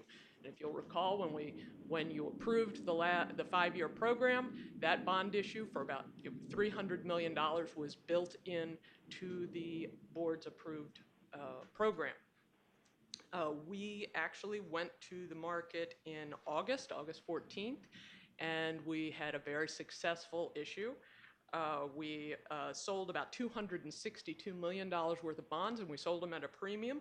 So we ended up with total receipts of about $290 million from that sale. We had a very successful issue. Of the issues that I have participated in since I've been with ADOT, it was the, how do I say this, the tightest issue in terms of you want to make sure you go to the market with just the right price. So if you could, you'd have one buyer for one bond, for each bond. You wouldn't have more buyers than you'd have bonds. You wouldn't have less buyers than you have bonds. So what you want to do is one for one. And this one, we actually had oversubscription of about, we had $600 million worth of requests for $260 million worth of bonds. So that it actually was a very successful oversubscription. You want to keep that as tight as possible, those two numbers as close as possible. The actual interest costs we'll be paying on those bonds is about 2.12%. Remember, the RARF program's only got 7 years left on it, the current Prop 400, so that interest rate was a very good rate of about 2.12%. What was also very successful about this issue is we worked with Citigroup. They were our senior manager on the issue, our underwriters, and we got quite a few new investors, large investors that participated, new to ADOT. A couple of those were Breckenridge Capital Advisors, Standish Mellon, and we're always looking to expand the base of investors that are looking to buy our bonds, and we had a very successful venture at that, and Citigroup was the lead on that. We really need to express a thank you to them. As well, we also worked with JP Morgan, Goldman Sachs, Stifel, Morgan Stanley, and Baird as co-managers, and I need to also express sincere thanks to our financial advisors, RBC, Kurt Freund. With that, I have nothing more on the bonds, on that bond issue, but I do need to start making you aware of some discussions that are going on with regards to the bond program. Standard & Poor's has, one of the rating agencies, is changing their rating criteria.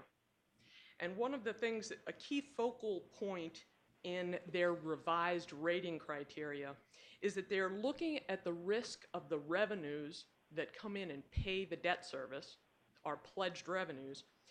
They're looking at pledged revenues of the issuers, and if those pledged revenues are subject to diversion by general government. In other words, are the revenues that are going to pay back the debt service, are those pledged revenues at risk of being swept by general government? If the pledged revenues are not protected, then what we understand S&P is leaning towards is downgrading those issuers where the pledged revenues are at slight risk. If they are at a high risk, then they will downgrade them more. If they are at less of a risk, then they will downgrade them less and gradate it accordingly. Hopefully that makes sense. Right now, so the general government rating, in this case, Arizona State's rating, is a AA by S&P. Our HERF rating, the issuer, we're AAA. What they're saying, and our RARF credit is at a AA+. We are currently in discussions with S&P, and we're trying to educate them as to the degree that our pledged revenues are protected, either protected by the Constitution or they are protected by voter initiative.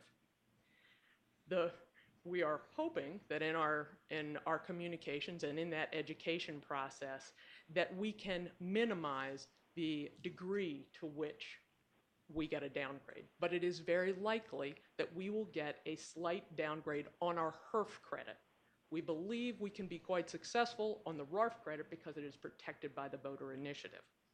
So what we're looking at is, we believe, we're working towards keeping our RARF credit rating as it is because of that degree of protection of the voter initiative.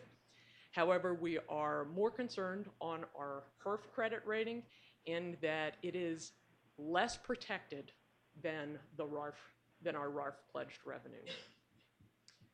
We're hoping that we can keep that limited to a downgrade of what we would call one notch. So the state is currently, like I said, at a AA. We are currently at a AAA, our HERF credit, and we are hoping to just limit that downgrade to a AA+, so one notch up above the state, because we have some protections in the Constitution. Remember, we have the VLT portion of the HERF revenues that is not protected. And so that's what we are, those are discussions that are taking place right now. We expect we'll have an answer, get a revised rating from S&P in the next few months. And I will keep you in tune and communicate with you on what the status of those discussions are. With that, I would be happy to take any questions. Mr. Chairman. Board Member Elders. Christine, timing is everything, and it sounds like the timing to sell the bonds, given the current interest rate market, is probably ideal. I wonder if it would cost more than 2.12% if you were to buy it now versus back in August. That's one question. The other is, what does it mean to get downgraded by one notch? What would that cost the program or the state when it's time to sell another bond? Mr. Chairman Cuthbertson and Mr. Elters, first question was, should we sell sooner? If that's what I heard you. Should we sell sooner while the rates are lower and while our credit rating is higher? Am I getting your question correctly? Actually, I was trying to compliment you. I thought you sold at the right time, or we Oh, sold well at the then, right time. okay. Well, then I totally missed that one, and I hope we really got that recorded. All right, so we did have a very successful sale, and I would love to take credit for timing. However, I really can't. We have a very knowledgeable team that works on our bond sales. Everyone from our debt management person, Lisa Danka, to our financial advisors, to our underwriters. It is a full team, and quite honestly, all of the FMS team participates on these bond sales, and they're an impressive team to work with. So I would love to take credit if I could, but I really can't. Your second question, sir. What would be the impact, if I understood it correctly, what would be the impact of this downgrade on our sales? Quite honestly, I really don't expect a lot of impact, and this is the reason. The underlying fundamentals of the HERF credit have not changed.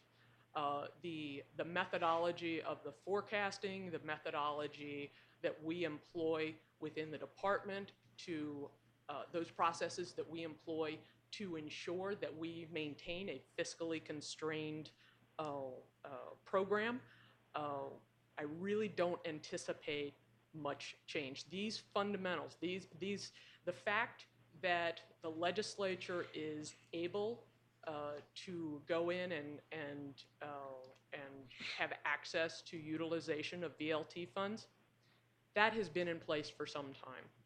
And the market has been aware of S&P's changing criteria and those discussions for some time. There's been a large comment period.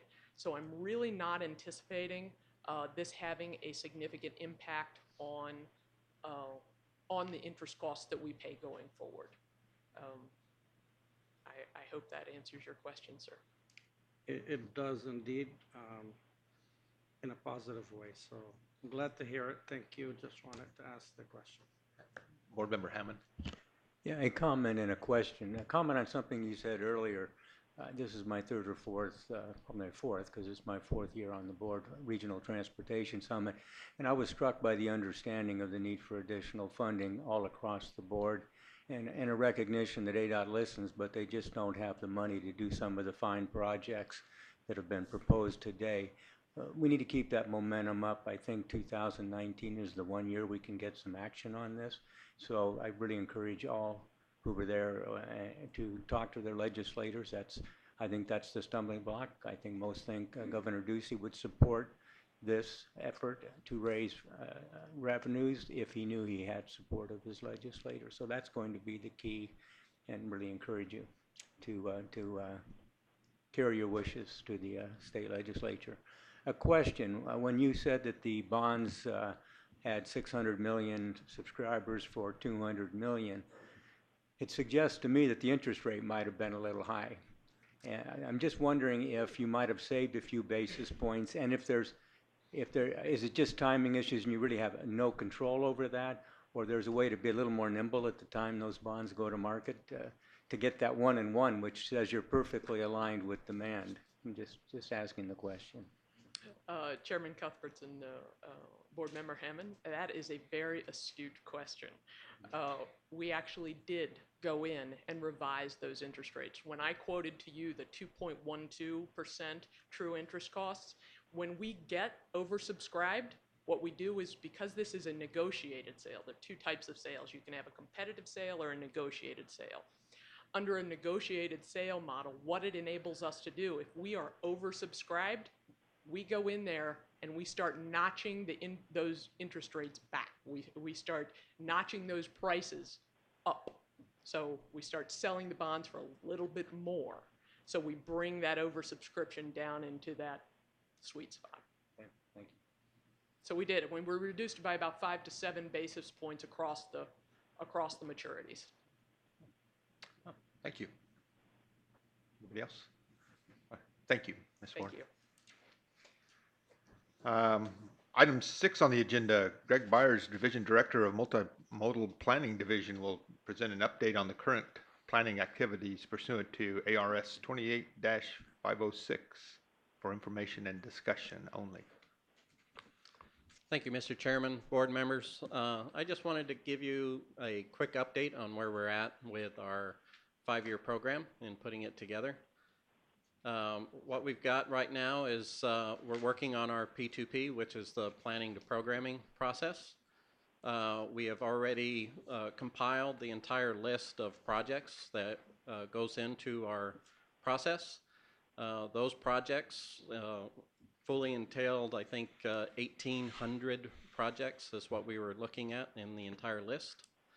Those projects come from recommendations out of our planning studies. Also comes from projects recommended by the different districts across the state. Comes from prior year projects that did not make it into the program. And it includes technical groups, the recommendations for projects from them as well. One of the other places it comes from is from these board meetings. So the projects that are commented on, that are presented to you, we take and notate. And also take and put projects together that are also considered in the P2P process. So projects that were brought forth to you today, if they weren't already in the process, they will probably get included into our 5-year program starting up next year, because we've already completed our list and are going through the analysis of this year's P2P process. Just to kind of give you an idea of where we're at, like I said, there's about 1,800 projects that go forward into our consideration. Last year, we had about that same number, a little bit less. There's about 20-some projects make it into our program. So that kind of gives you the ratio of what we're looking at, just because of the funding that we have allowed. And those projects normally go into about the 3rd year of the program. So that gives you an idea of where we're at, the number of projects that are considered, and how many actually make it in. So our prioritization is extremely important, and we take a lot of consideration into those prioritization of those projects. So I just want to make sure that you all understand exactly what's going on and how we put that together and then move it forward into the 5-year program. Right now, as part of that process, we have ongoing district workshops. One of the changes that we've had this year in the P2P program is we've given the districts a lot more freeway in pulling those projects into the program.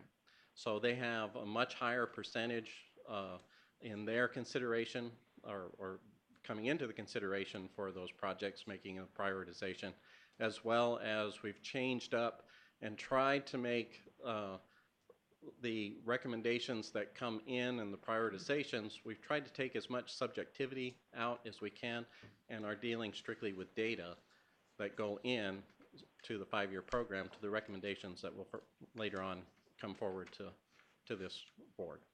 So the next thing we have is I just wanted to kind of go through the aviation programming. Thanks an awful lot to FMS and Christine's staff's help. Come 2020, we will have all of our different aviation programs back up and going again. So the FSL continued through after the sweeps that we had. APMS came back on board this year or is coming in FY 19, and our SL program comes online in 2020. We are already accepting applications for those projects and are identifying projects for those grant programs. So all of that's actually come together really well. The program itself and the aviation fund is very sound. So I think we've got some protections in place that will help keep us from having those sweeps come through. So it's actually coming together really well. So, if you have any questions, I'd be more than willing to answer. Questions? Okay, seeing none, we can move on to item number 7, the Priority Planning Advisory Committee. Greg will present the recommended PPAC actions, including considerations of changes to the 2019-2023 statewide transportation program for discussion and possible action. Thank you, Mr. Chairman. Board members, right now we have, there's a total of 4 projects that we're looking at. The first 3, items 7A, 7B, and 7C, come forward with a recommendation for approval. For these, again, these are modifications to existing projects.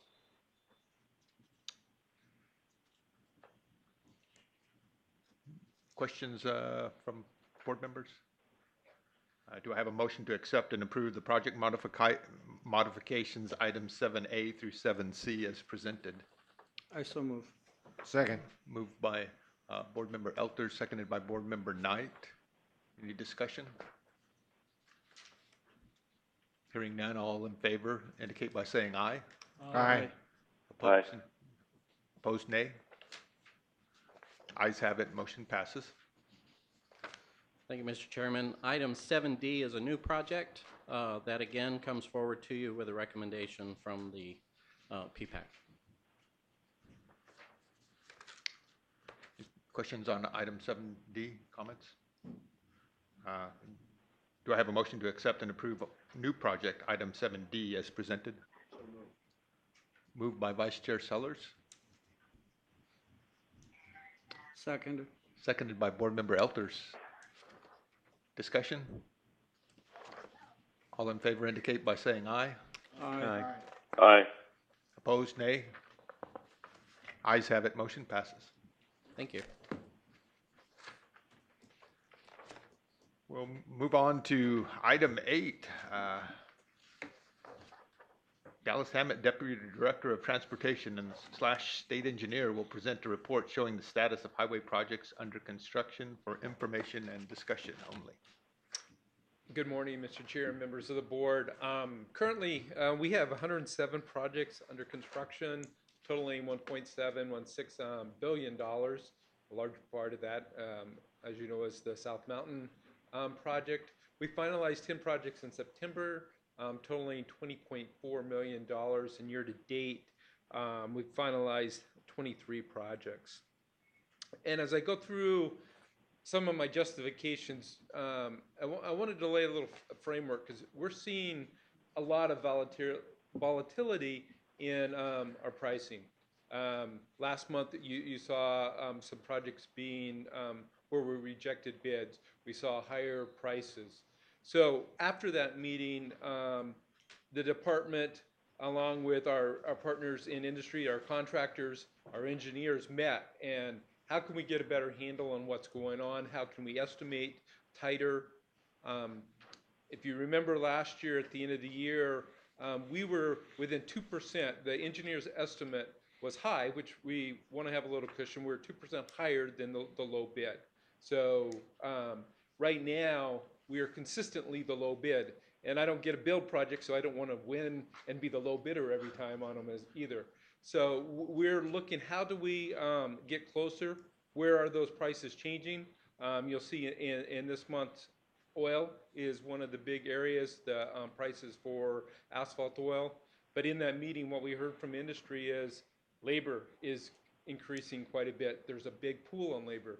As development comes back in the metro areas, the competition with land development is pulling away from our roadway contractors, because I can do work and stay at home and I don't travel to outlying parts of the state. Some big projects around the country, the stadium in Las Vegas and even LA, are pulling people away, and definitely they're pulling our big contractors, but we've seen shortages in girders from our precasters, and people working, because we're close enough to those markets that the workforce can go and come back. So we're seeing a push there.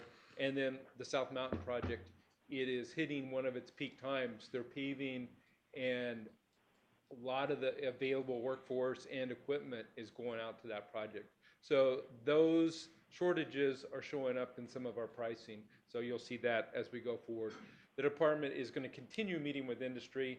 We're going to do our best to get a handle on where prices are, and if need be, we will make some rebalancing in the future. Next slide. And this slide just shows where the work's happening, and as you can see, one that jumps out maybe a little bit in the rural area is North Central. But one thing to remember, that those are pavement preservation projects on Interstate 17 and Interstate 40, and those are two real big ones that are reconstructed on an interstate we hadn't reconstructed, or they were built in the 60s, that we, parts of it, are putting back together for the first time. We've been doing a mill and replacement, but in some of those areas, we're going down to the subgrade and rebuilding those interstates, and that's a lot of that work. Any questions for the state engineer's report, Mr. Chairman? Chairman. Board members. Dallas, thanks for the update. For myself, I applaud the effort as far as meeting with the industry and trying to figure out how to get a handle on this. Looking at earlier in the year cost escalation data, it seemed like we were somewhere around 7 to 10%, with projections that things were going to taper off and return to normal toward the end of the year. One would wonder whether that is happening or not, given the quotes that the bids that we're seeing. Additionally, it looks like going into next year, the expectations are that we're going to start experiencing some higher than average cost escalation, given the environment that we're working in. And I guess my question, while I applaud the meetings with the industry, what is being done to try to position or prepare for or get the arms around what is projected to come? I guess one can call it a contingency plan. If it doesn't need to be implemented, that would be great. But clearly what we've seen to date has had an impact, and if we return to that, and I'm not sure that we left it to start with, what is being done to position for it so we can mitigate it? Mr. Chairman, Member Alters, one of the things staff does is, in the current year, we know the status of all our projects and how we're delivering. So if we have to adjust, one of the first things we'll do is look at, hey, what are those projects that were on the bubble of being delivered on time, and we can move back for another year if that happened. And then we're going to look at our priorities. Using Greg's P2P, that doesn't just happen when we do our 5-year program, but it sets a ranking priorities when projects come into the program. Our pavement preservation, we had our top X number of projects. So what we would look at is, okay, we need to deliver the ones that scored the highest before and start moving those back as our contingency. We will be rebalancing. Christine's shop and her team was there, as well as we had an economist in our meeting. If we think we're overprogrammed and prices are going up, we're going to have to look at how do we rebalance that, and then we would be using the PPAC and come to the board if we have to move a project out of the program, or not out, but maybe back into a later year. Does that answer your question, Mr. Elters? Yes, it goes a long way. I guess I'm mindful of the impact of going forward with projects and having them come in much higher to where several are rejected at every board, not every, but at recent board meetings. There is an impact on everyone, the department, the industry, and so steps taken in advance to try to mitigate that or limit it, I think would be really helpful, and that's what so thank you, you answered my question, but that's the point that I wanted to make. And Mr. Chair, if I may, one of the things that you will see as we look at that, as we see prices going up, we will have to, if that happens, change the program, and again, that would come to the board through a PPAC item that we change the program if we're out of balance there, so you would see it at that point as well. Sure. Thank you, Mr. Chairman. Okay. Other questions? Okay, thank you, Dallas. Continuing on to item 9 on the agenda, Dallas will present recommended construction project awards that were not on the consent agenda for discussion and possible action. And I like it when I have a lot more projects on the consent agenda than the non-consent. We only had one project on the consent agenda today, and thank you for approving that. And as we go forward, you will see, just as Mr. Elters had mentioned, we are looking at some projects that, in this case, they're local projects that the community has asked us to recommend to the board to reject all bids. And in some cases, they're going to repackage with other projects, hoping to get an economy of scale. And other times, they're going to be reducing those. So with your permission, I will go to the item 9A, Mr. Chairman. Yes, please proceed. This project is in the Clifton area, your part of the country. It was a bridge rehab over the San Francisco River. The low bid was $1,277,219. The state's estimate was $728,726. It was over that estimate by $548,492, or 75%. When we talk to the town, it's obvious that a different project will be needed for the budget they have. They have asked us to recommend that we reject all bids, and they will rescope and re-advertise a project closer to the budget. Okay. Questions? Do I have a motion to accept and approve staff's recommendation to reject all bids for item 9A as presented? So moved. Okay. Moved by Board Member Hammond, seconded by Board Member Knight. Any discussion? All in favor indicate by saying aye. Aye. Aye. Opposed, nay. Ayes have it, motion passes. Thank you, Mr. Chair. Item 9B, this is on the Tohono O'odham Reservation, the San Xavier District. It was to build a multi-use path. The low bid was $1,074,784. The state's estimate was $771,954, or $302,830 over the estimate, 39.2%. In talking to the Tohono O'odham Nation, they would like to rescope this, but also bid it with another project that they have coming out, and hope that they can get something with an economy of scale, bring some more money, and build this project. So with that, the department recommends to reject all bids to come back with a later project. Questions? Okay, do I have a motion to accept and approve staff's recommendation to reject all bids for item 9B as presented? So moved. Second. So moved. Moved by Board Member Knight, seconded by Board Member Thompson. Any discussion? All those in favor indicate by saying aye. Aye. Aye. Aye. Opposed, nay. Ayes have it, motion passes. Thank you, Mr. Chair. Item 9C, this project is in the city of Maricopa. It is a roadway widening going from 2 to 4 lanes.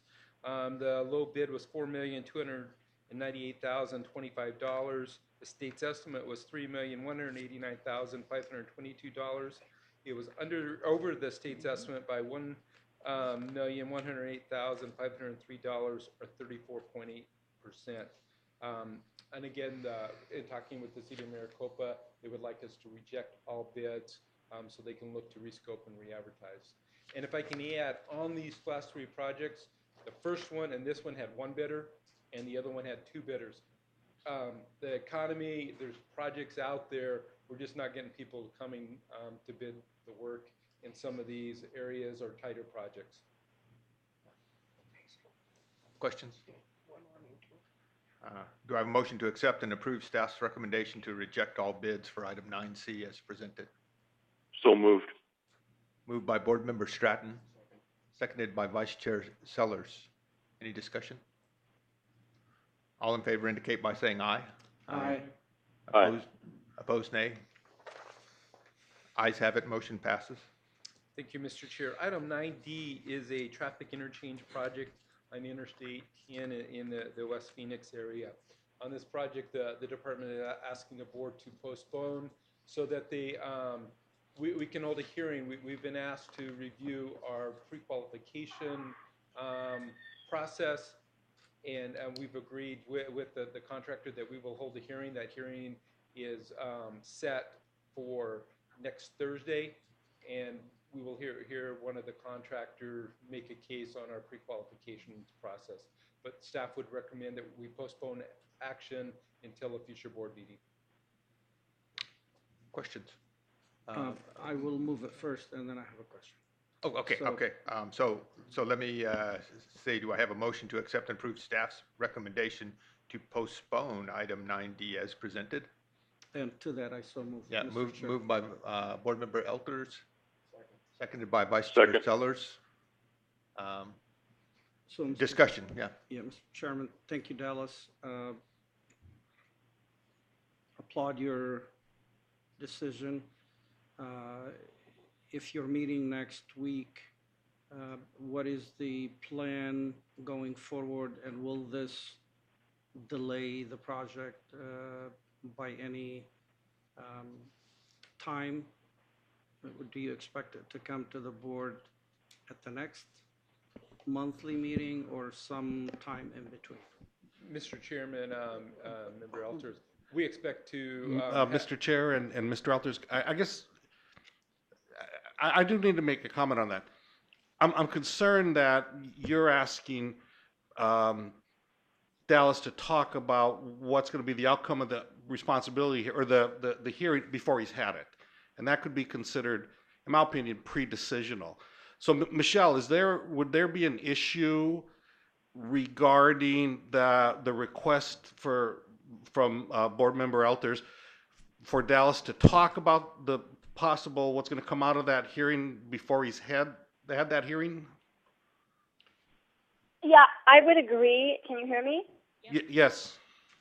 I would agree that with your analysis that could be considered predeterminational. So I would recommend that perhaps after the hearing, if the board chair and board members would like to perhaps have a telephonic meeting after that hearing, that could be something that would be possible to discuss it, but I would not comment on anything that may or may not happen, or set an expectation of what's going to happen after the hearing. Mr. Chairman, since I was the one that asked the question, I guess it's important, at least for the record, to clarify what I was asking. And what I was asking is not pre-decisional, has nothing pre-decisional about it. What I'm asking is, when do you expect to come back to the board with a decision? It doesn't imply you're asking to postpone. That implies there's continuation. So does it come back with it could come back with advancing what what we usually do, which is award, reject, or cancel. I'm just asking when as a board, would we expect to handle it at some point, and does that have an impact of delaying the project?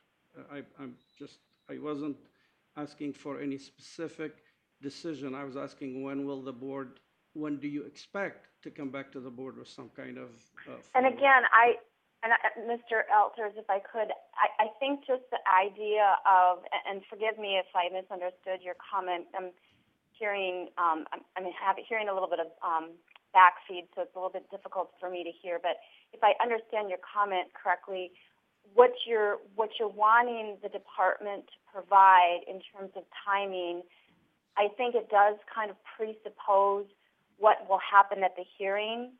And so even commenting on the expectations of when staff may, in fact, be able to bring it back to the board, I think could be interpreted as presupposing what's going to happen at the hearing.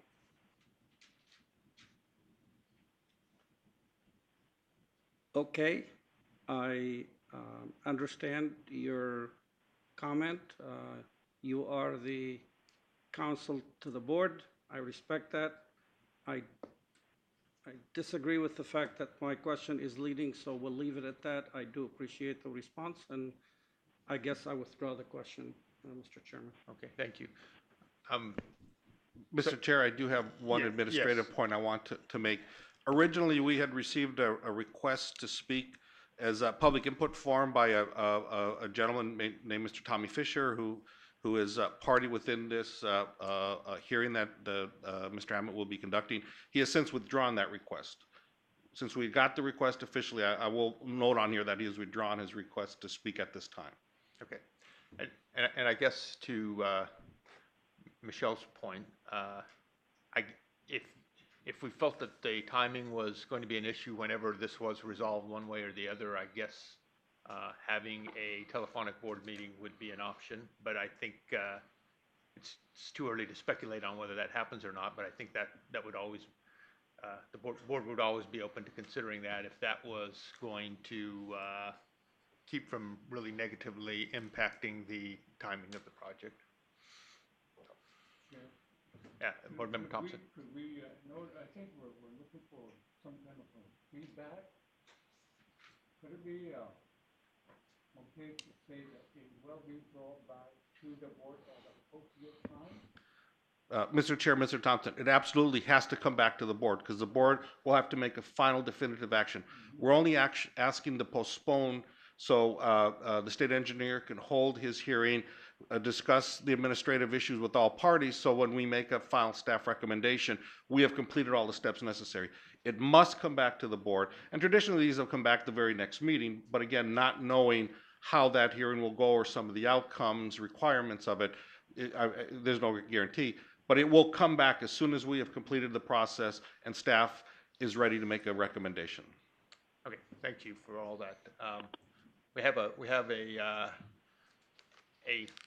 motion on the table to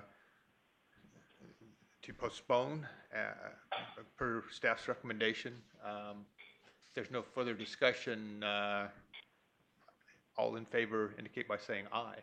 Aye. Opposed? Aye. Opposed to nay? Ayes have it. Motion passes. Thank you, Mr. Chair. Item 9E, another project. This one is a scales that will help our enforcement folks at the Tokpak Port of Entry. And this is another one that the department is recommending postponement. This one for different, this is a DBE issue. The way the information came in, it was bid right the latest date to make this board meeting. So there wasn't time to have a hearing with the low bid. In past times when we've had issues, we've given that opportunity. They asked for that opportunity, and we felt it was right to give them that. That meeting is scheduled next Friday, so we can do that. So the staff's recommendation is to postpone to a future board meeting. Questions? Do I have a motion to accept and approve staff's recommendation to postpone item 9E as presented? So moved. Moved by Board Member Knight, Second. seconded by Board Member Thompson. Discussion? All in favor indicate by saying aye. Aye. Opposed? Nay. Ayes have it, motion passes. Thank you, Mr. Chair. The next project, and this one I'm going to recommend, I'll throw it out there early for award. So this project is on US 60. It's a pavement preservation project. The low bid was $3,925,408. The state's estimate was $3,073,146. It was over the state's estimate by $852,262, or 27.7%. The biggest areas where we saw that we underestimated was in the asphalt binder and the asphalt concrete, which includes binder and the aggregates. The department has reviewed the bid and believes that it is a responsive and responsible bid and recommends award to F&F Construction, Inc. Questions? Do I have a motion to accept and approve staff's recommendation to award the contract for item 9F to F&F Construction, Inc. as presented? Moved for approval by Board Vice Chair Sellers. Second. Second by Board Member Knight. Discussion? Hearing none, all in favor indicate by saying aye. Aye. Opposed, nay. Ayes have it, motion passes. Thank you, Mr. Chair. Item 9G is an intersection improvement project on US 70 in the Safford area. The low bid on this project was $767,472. The state's estimate was $673,220. It was over the state's estimate by $94,253, or 14%. And again, the biggest difference on this project was in the asphaltic cement. The department has reviewed the bid and believes it is a responsive and responsible bid and recommends award to Granite Construction Company. Questions? Do I have a motion to accept and approve staff's recommendation to award the contract for item 9G to Granite Construction Company as presented? Moved by Board Member Sellers. Stratton, I'm sorry. Moved by Board Member Stratton. Second. Seconded by Board Member Elters. Any discussion? All in favor indicate by saying aye. Aye. Aye. Opposed, nay. Ayes have it, motion passes. Item 9H, this is a chip seal project on State Route 92. On this project, the low bid was $1,987,382. The state's estimate was $1,655,767. It was over the state's estimate by $331,615, or 20%. On this project, looking where we had the biggest differences were in the asphalt binder and in mobilization. After talking to the contractor, the department reviewed the bids and believes it is a responsive and responsible bid and would recommend award to Cactus Transport, Inc. Questions? Do I have a motion to accept and approve staff's recommendation to award the contract for item 9H to Cactus Transport, Inc. as presented? So moved. Moved by Board Member Hammond. Second. Seconded by Board Member Elters. Any discussion? All in favor indicate by saying aye. Aye. Opposed? Nay. Ayes have it, motion passes. Thank you, Mr. Chair. And item 9I, this is a statewide project. It touches a number of our interstate port of entries, looking at rehabilitating some of our weigh in motion scales on the project. And Mr. Chairman, this was a design build project where in the project, not only were we asking for pricing, we also asked for, they are coming with the design on the project. On this project, the low bid was $5,786,319. The state's estimate was $7,450,000. It was under the state's estimate by $1,663,681, or 22.3%. As I said, on this project, the contractor came with a concept. They were given the opportunity to replace the scales or to rehab them with certain criteria.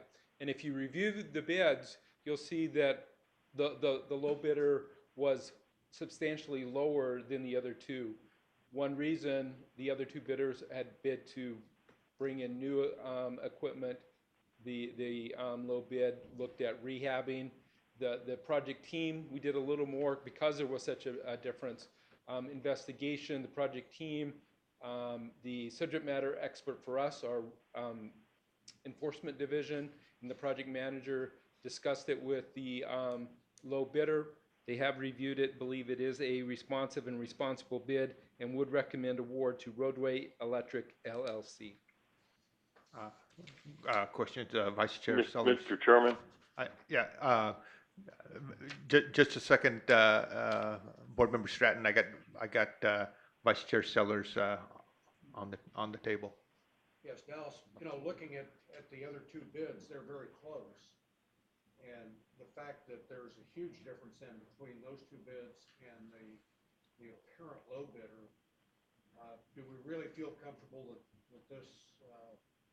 that the low bidder is in fact going to provide what we're asking for? Mr. Chairman, Board Member Sellers, in our investigation, we did give the opportunity to build completely new or to rehab. The low bidder came in with a rehabilitation. We did consult with our technical expertise, the people who work with it, who know it better than I do, and they did feel comfortable that the proposal put forth by the low bidder was a reasonable proposal and they could meet the department needs. So the answer to your question is yes, we feel they can do the work. Okay, thank you. Board Member Stratton, do you have a comment? Thank you, Mr. Chair. Dallas, being that they're rehabbing this rather than new equipment, does it come with sufficient warranty for the rehab that the department is comfortable that they will function properly for the same life as a new product? Mr. Chairman, Member Stratton, one of the challenges with using our funding sources is we can't require workmanship warranties, not for our pavements, not for anything other than manufactured items. So there are some performance measures, and before it's accepted, it will be meeting those criterias, but I don't think any of us could predict that it would work as long. It could be longer than a new one. It could be shorter. I don't have that information to say that we would guarantee they would function for the same life. Vice Chair Sellers. Yeah, so I guess my final question on this is, though, that this bid did meet the criteria that we asked them to bid on. Mr. Chairman, Member Sellers, yes, it did. Okay, thank you. Good discussion. Any other? Mr. Chair? Yes, Board Member Knight. Dallas, I'm going to ask a question about, since this covers statewide port of entry, I know at Yuma's port of entry on Interstate 8, they just did a weigh-in motion installation on Interstate 8. Is that similar to are you actually replacing or rehabbing the scales at the weigh station itself? Mr. Chairman, Board Member Knight, these are scales that are as you approach the port of entries, and what they do is we use them for screening. If you come across those scales, and if you follow trucks, you'll see that they hit a point, and then there's a light that tells them you need to come into the port or you can go forward. We use these for screening, so one, we can keep the port moving very well. We have transponders where they can pay their fees as they go through for the transponder if their weight is within the requirements. These scales are for the weigh-in motion as they approach. I would have to go check and see exactly what they did at the Yuma port. But if I remember right, those were putting new scales at the port itself. These would be in advance of the port so they can screen better, but I would have to check to be sure. No, it would have to be something else because these were put in the pavement right after the port, so not before. These are in advance of the port of entries. Yeah, that would bring up my other question then, with all of with the 5 ports that are on here, and Yuma having 2 ports, one on Interstate 8 and one on Business 8, as the trucks exit Interstate 8. Are there any plans to include at a later date to update the Yuma scales, or is there no need? Or Mr. Chairman, member Knight, I would need to follow up with our folks to see where we're at with the Business 8 port of entry there. I don't have that information at the top of my head, but I can check and I will follow up. Okay, thank you. Any other questions, comments? Okay. Do I have a motion to accept and approve staff's recommendation to award the contract for item 9I to Roadway Electric LLC as presented? So moved. Moved by Board Member Knight, seconded by Board Member Thompson. Discussion? All in favor indicate by saying aye. Aye. Opposed, nay.